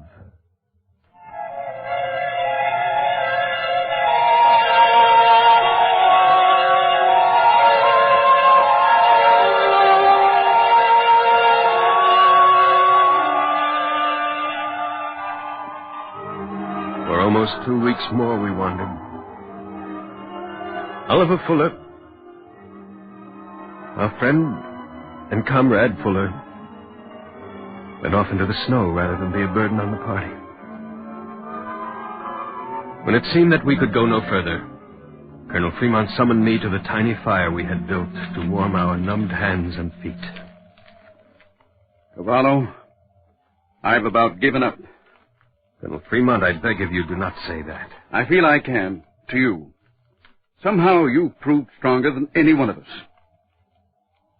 Cavallo, we have only one chance of getting out of these mountains. Only one hope. I'm ready for whatever you wish of me, Colonel. By my reckoning, by what observations I've been able to make, and by Eggleston's best guess, we're only a few days from the Mormon settlement of Parowan. Oh, then let us push on. We don't know in which direction.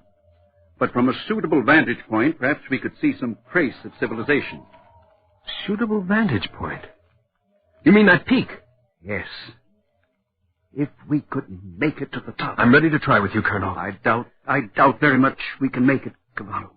Not in our weakened condition. Oh, it's better to try and fail. Perhaps. No, Colonel, for certain. I have learned 2 lessons on this journey, Colonel. Eggleston taught them to me early. And what are they, Cavallo? To be humble. And to look forward, not back.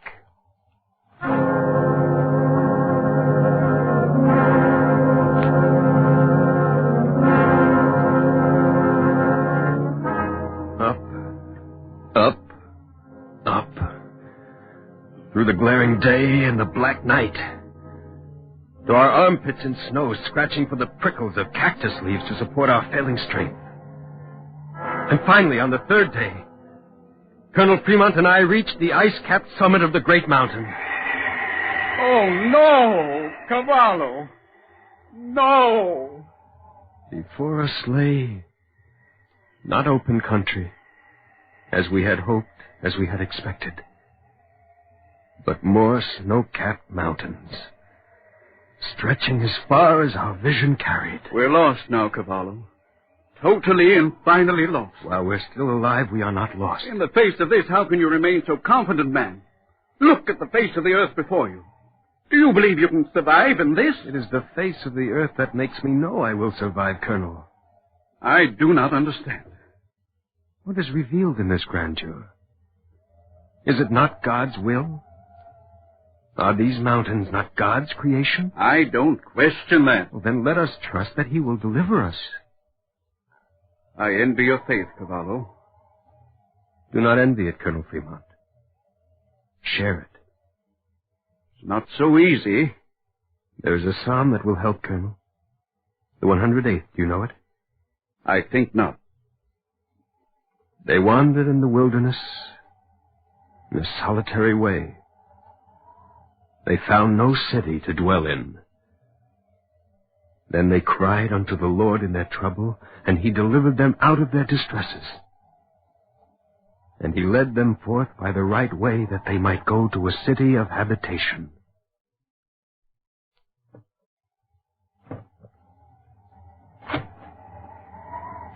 Soon after our return to camp, digging weakly for food, I felt something beneath the snow. What? What is it? What is it? Eggleston, feel this. Feel it. This rut? Not just a rut, Eggleston. The rut of a wagon wheel. We found a road back to life.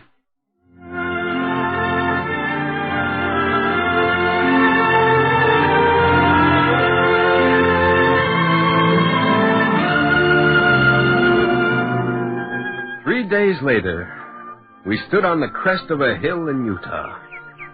This time in sunshine. Below, the smoke rose peacefully from the little settlement of Parowan. We bared our heads and offered up thanksgiving.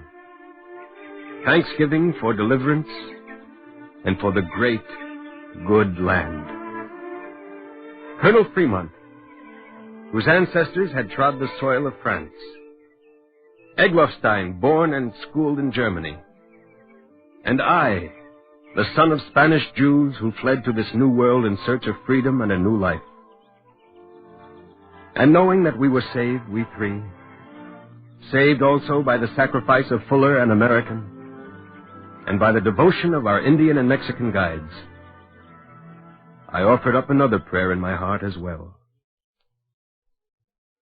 Oh, that men would praise the Lord for his goodness and for his wonderful works to the children of men.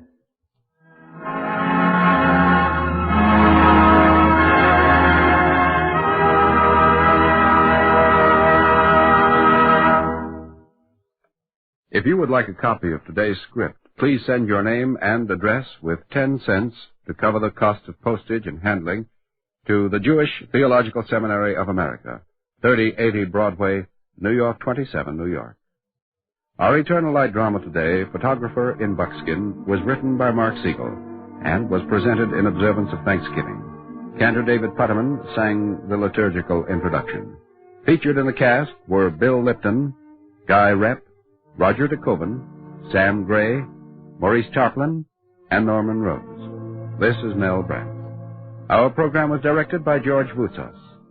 This weekly program is presented under the auspices of the Jewish Theological Seminary of America.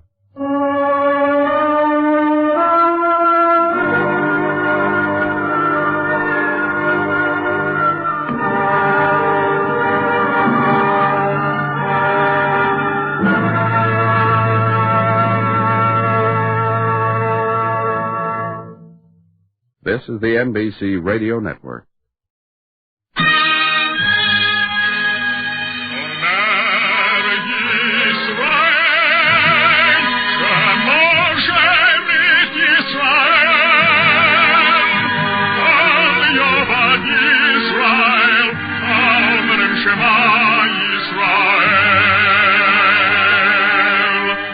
And the Lord spake unto Moses, saying, Command the children of Israel that they bring unto thee pure oil olive beaten for the light, to cause the lamps to burn continually in the tabernacle of the congregation.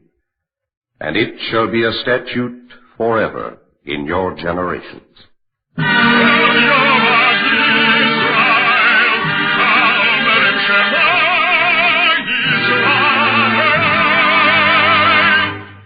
The Eternal Light.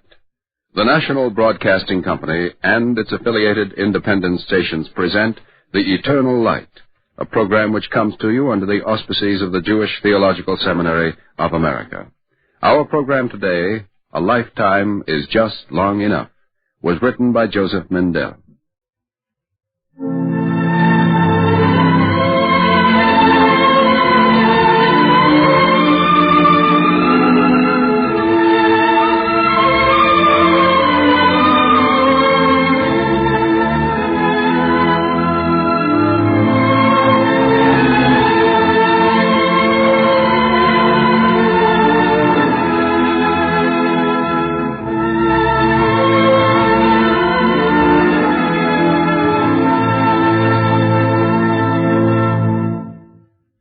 It happened exactly 197 years ago, in a little town whose name is of no importance. There are those who may like to think of this as an imaginary story about real people. But then, it is also possible to think the same of history. It is not a fruitful thought because the story is, in its own way, a true story.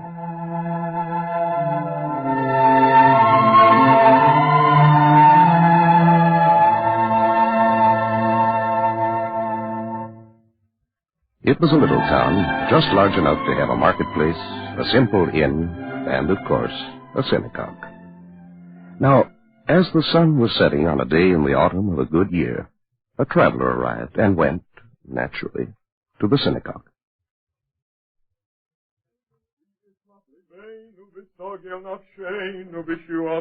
But he was not an ordinary kind of person, was soon evident to the townspeople.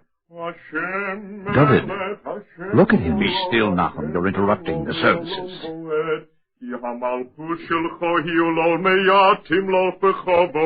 כי אין לנו מלך אלא אותו, ברוך אתה עד השם, המלך בכבודו, תמיד ימלוך עלינו לעולם ועד, מעל כל אמר.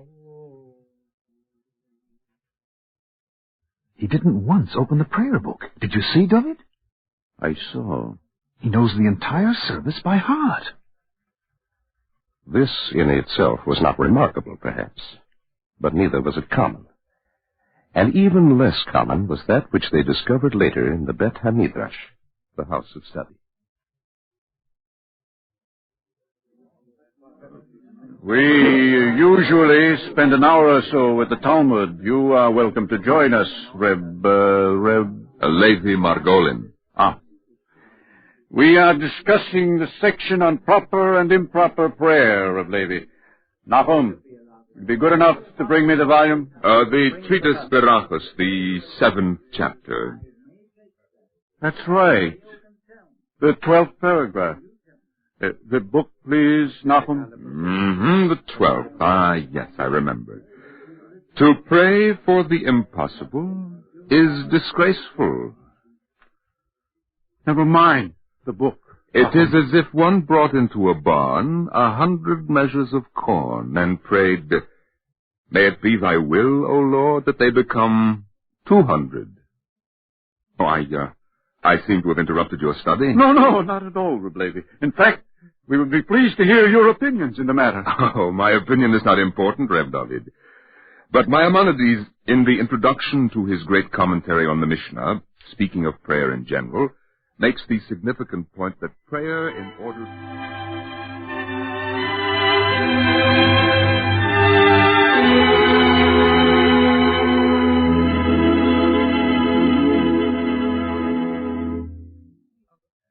Rabbi David Hanagid, the grandson of Maimonides, commenting on the same problem, said that prayers in affliction undoubtedly reach the heavenly throne.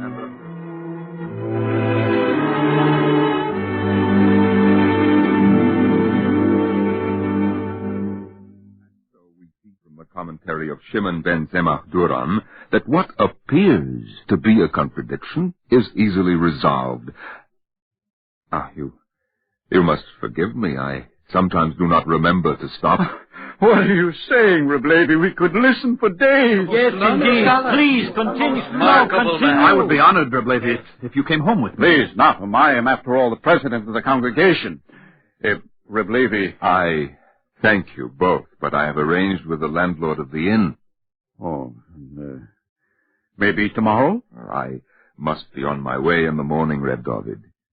Oh. But tonight I will be at the inn.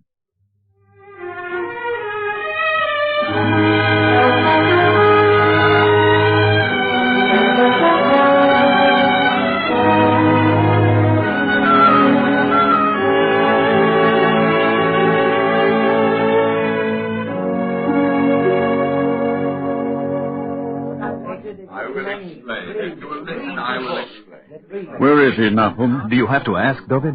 Look there. David, the wisdom, the knowledge that flows from his lips. Did you know, for example, the difference between the planets and the fixed stars? Baby Magdalene is discoursing on astronomy? Astronomy, geometry, botany, anatomy. David, now I understand for the first time why you are so irritable. Huh? You see, the spleen is the seat... You're not listening, David. I wonder, Nahum. I wonder. First you don't listen, then you stare at the ceiling. What's the matter with you? It's possible. Might just be possible. What are you talking about, David? Tell me. When I'm ready, I'll tell you, Nahum. First, there's something I must ask Reb Levi Margolin. And that is the explanation, according to the ancient Greek philosopher Aristotle. Wonderful, just wonderful. Reb Levi, we are speechless with amazement. Are you, Reb David? Why should that be? That so much knowledge can be found in one man. Talmud, the Zohar, Kabbalah. We heard with our own ears. What a scholar! Not to mention mathematics, the motion of the stars, the inner workings of the human body, and now philosophy. It makes a man think. Well, if it does, then I'm happy. It makes me think, for example, How long does it take to acquire so much knowledge? Is that of any importance? No, of course not. Still, how long? I've been studying all my life. Ah. But you began, so to speak, at the beginning. To teach what you know, that wouldn't take so long, would it? I'm not sure I understand what you mean. I mean, if he is already a scholar of no small degree. Who is a scholar? Nobody. That is, anybody. You are a teacher, aren't you? Reb David, what do you have in mind? Nothing at all. It's only my curiosity. Levy, must you leave tomorrow morning? Yes, I'm on my way to the academy where I will lecture next month. Next month? Then please stay with us a little while. You'll be our guest. Won't cost you a penny. And who knows, you might even give a few lessons here.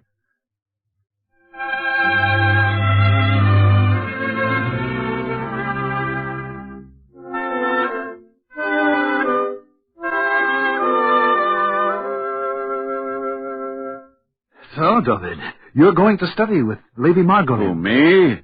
Malcolm, sometimes you sound foolish. But you said... When Reb Levy talks, I understand 1 word in 10, and you understand no more, my friend. From the way you were questioning him, I thought surely... There's only one man here who could understand every word. One man? Of course. Reb Elihu. That's right, our own scholar. Now, do you see? I see, David. Only... Well, how do you know that Reb Elihu wants to study with Lady Margolin? That's not how to look at it. A scholar, that is a teacher, is not so different from a businessman. A shoemaker earns a living by selling shoes. A teacher sells knowledge. Nahum, we will buy a present for our Reb Elihu.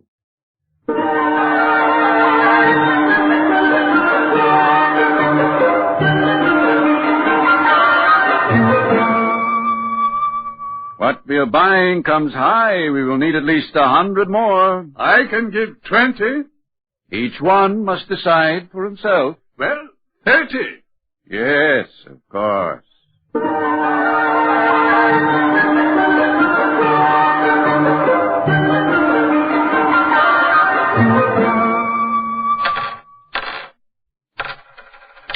Reb David, this is all I have. Did I say anything?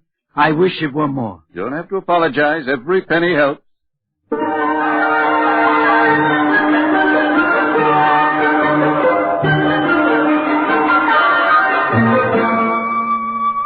I'm sure we have enough now. I'm happy to hear it. But, I was thinking, David. This is no time for doubts, Nahum. We've decided. Well, I suppose you're right. Of course I'm right. What were you thinking? Nothing. Only that I wonder what Reb Elihu will say.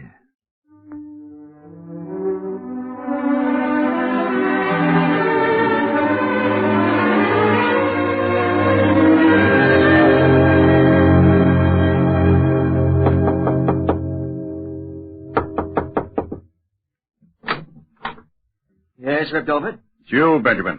I want to see Reb Elihu. I'm sorry, you can't go in now. Don't put on airs, Benjamin. I knew you when you couldn't tie your shoelaces. Be good enough to stand aside. You don't understand. He's in the middle of a train of thought that could lead who knows how far. What a man. All the same, get out of the doorway. What is so important that you have to see him now? This minute? For one thing, not that it's any of your business. I have his weekly stipend from the congregation. Leave it with me, Reb David. I'll give it to him later. Reb Elihu doesn't need you for a protector. Let him come in, Benjamin. There, you see what you've done. Why, I know I'm interrupting you, Reb Elihu. Stipend, you said. If it's more than the congregation can afford... We are honored that you accept it, Reb Elihu, and we can afford it. In fact, it should be much more. I don't need more, David. We live simply, my wife and I. It's enough. That's not the point. I'm not talking about the money. Not that we couldn't afford a handsome salary if you would consent to take the post of rabbi. Ah, David, you've asked me before, and I have answered before. It isn't right, Rebelliou. A man like you to whom scholars come to settle their disputes, you shouldn't sit in the middle of the congregation. Should I sit alone? And accept the judgments of those who know less than you? Listen to me, David. Some men can do one thing, some another. Some are needed for one purpose, some for a different purpose. And you are needed only for sitting over the books? Our need is not your concern? You are saying it is a kind of selfishness. Oh, excuse me, Rebelliou. I didn't mean it that way. Only in heaven's name, how much is it necessary for a man to know? Oh, if you only knew how much there is to know. Then it comes to this. You can't be our rabbi because you still don't know enough. It is not as simple as that, David. Then it's not simple, but it's true, isn't it? And if I say it's true... Fine. Excellent. Then the problem is settled.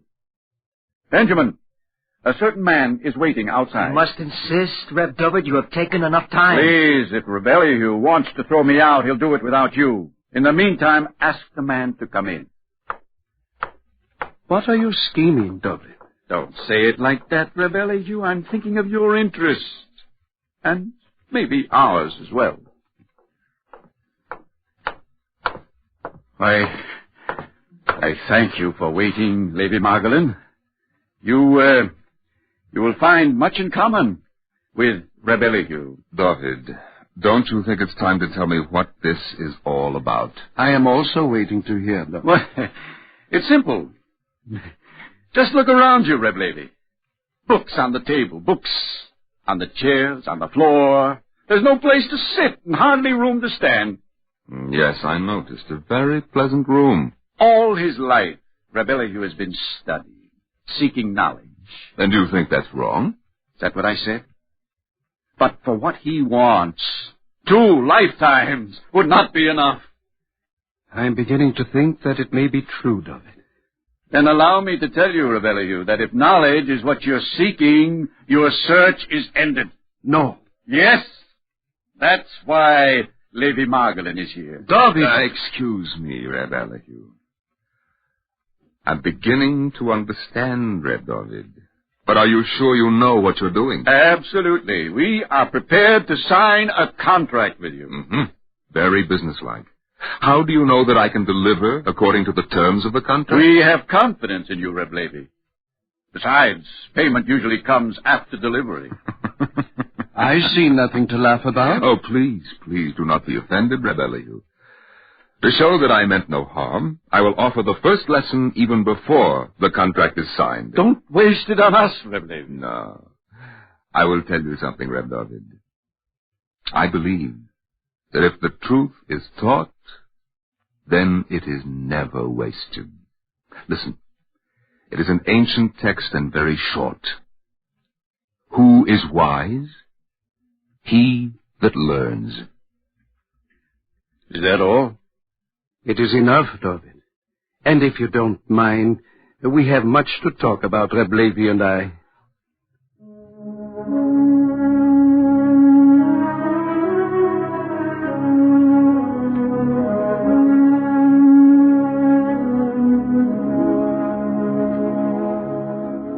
On this day, exactly 197 years ago, in the season of his life when the harvest was not yet certain, Rebelliou led the learned stranger into the room overflowing with books and closed the door.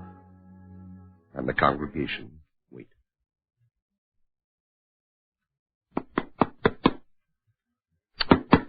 We should never have left him alone, Nahum. Do you hear? Who knows what an innocent like Rebelliou can promise? I can't imagine. How can you work at a time like this? I'm talking to you now. See what you made me do, David. My finger is swelling already. I'm glad to see that you're also nervous. Who's nervous? All the same, it is taking a long time. Too long. They only have to settle the technical details. What lessons, how many, how long. The rest is my job. Nahum, I have to talk to Lady Margolin. Relax.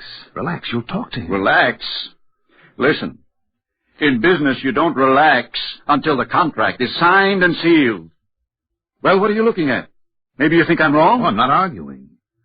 Only a thought came to me. Again? I must tell you, Nahum, that of late your thoughts have not given me pleasure. I'm sorry. I can't help it. But, David, the sample lesson that Lady Margolin gave, was it for Reb Elihu or for us? Is that all you have on your mind? I must ask him what he meant. I have more important things to talk about with Reb Levi Margolin.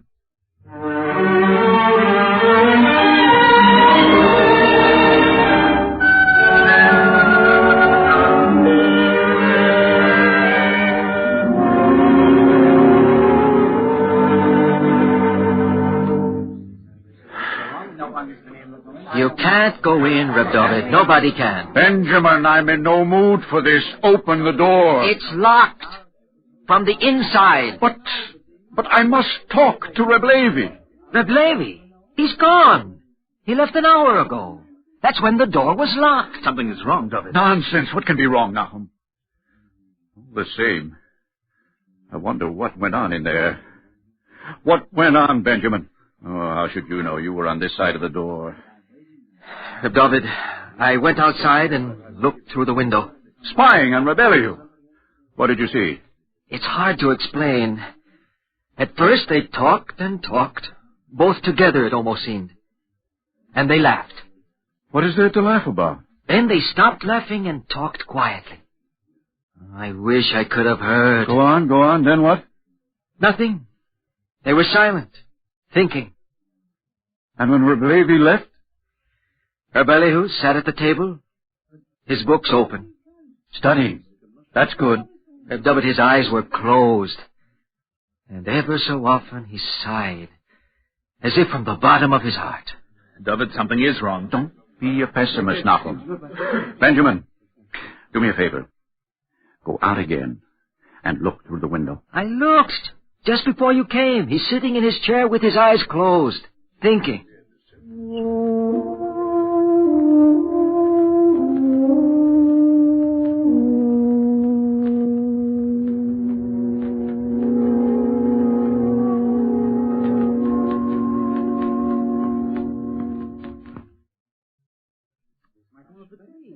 Can't go on like this, Benjamin. What do you want me to do, Reb David? Break down the door? Maybe if you just not...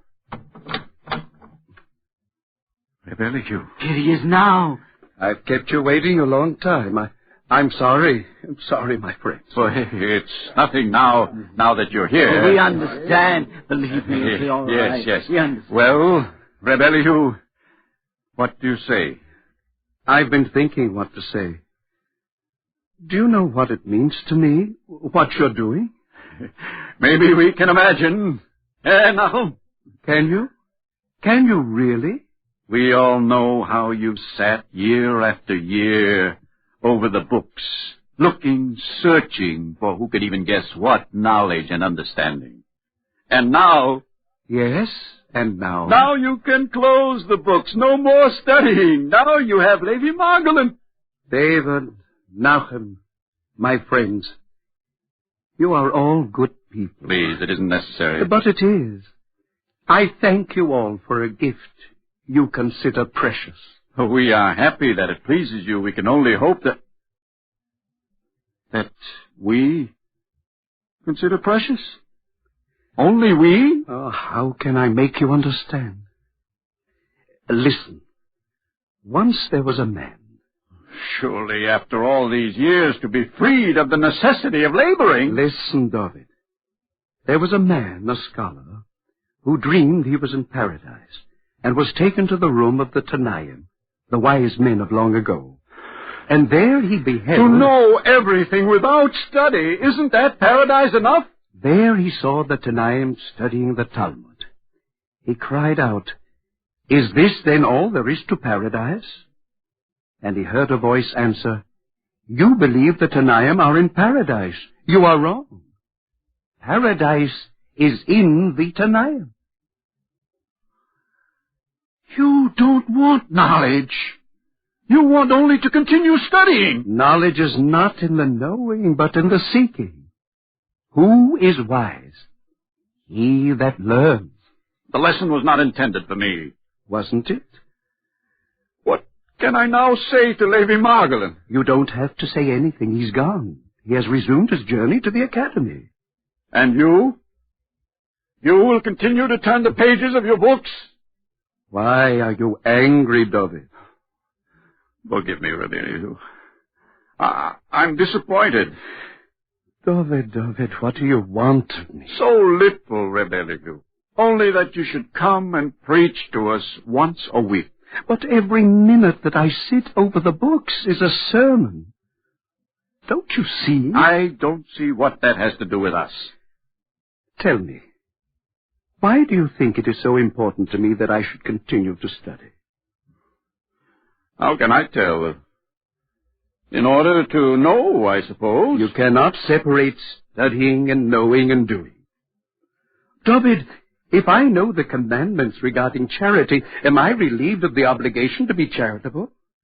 If I know the laws dealing with justice, am I then not required to do justly?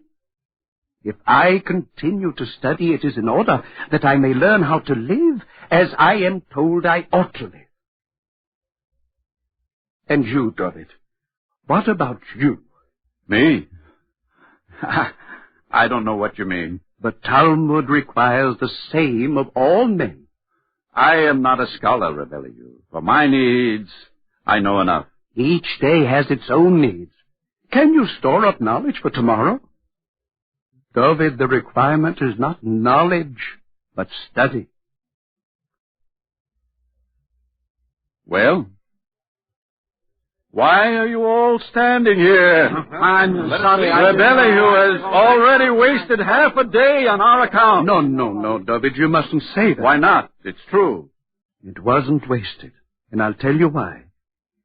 Because you made me understand a very important thing. We did? For what I want, you said, 2 lifetimes would be too short. If you pay attention to the things I say... I also said it. But we were wrong, David. To learn what must be known, 1 lifetime is just long enough.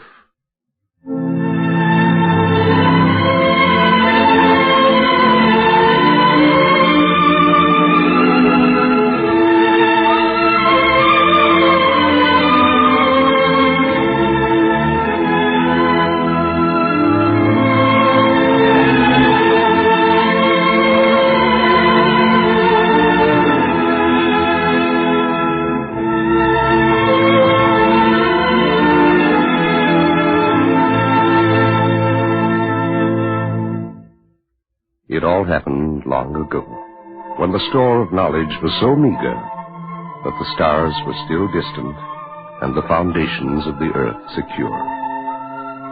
We have had the increase of knowledge, but even so, to learn what must be known, what must really be known, a lifetime is just long enough.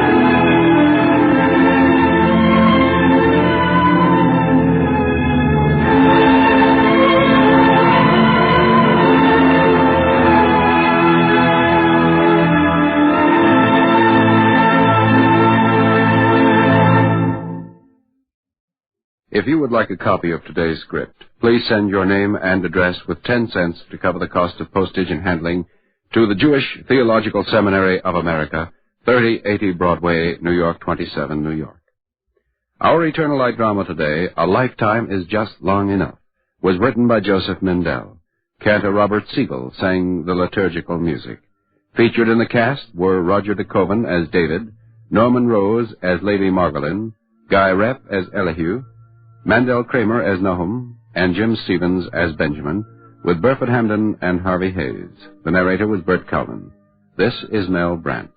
Our program was directed by George Vutsas. This weekly program is presented under the auspices of the Jewish Theological Seminary of America.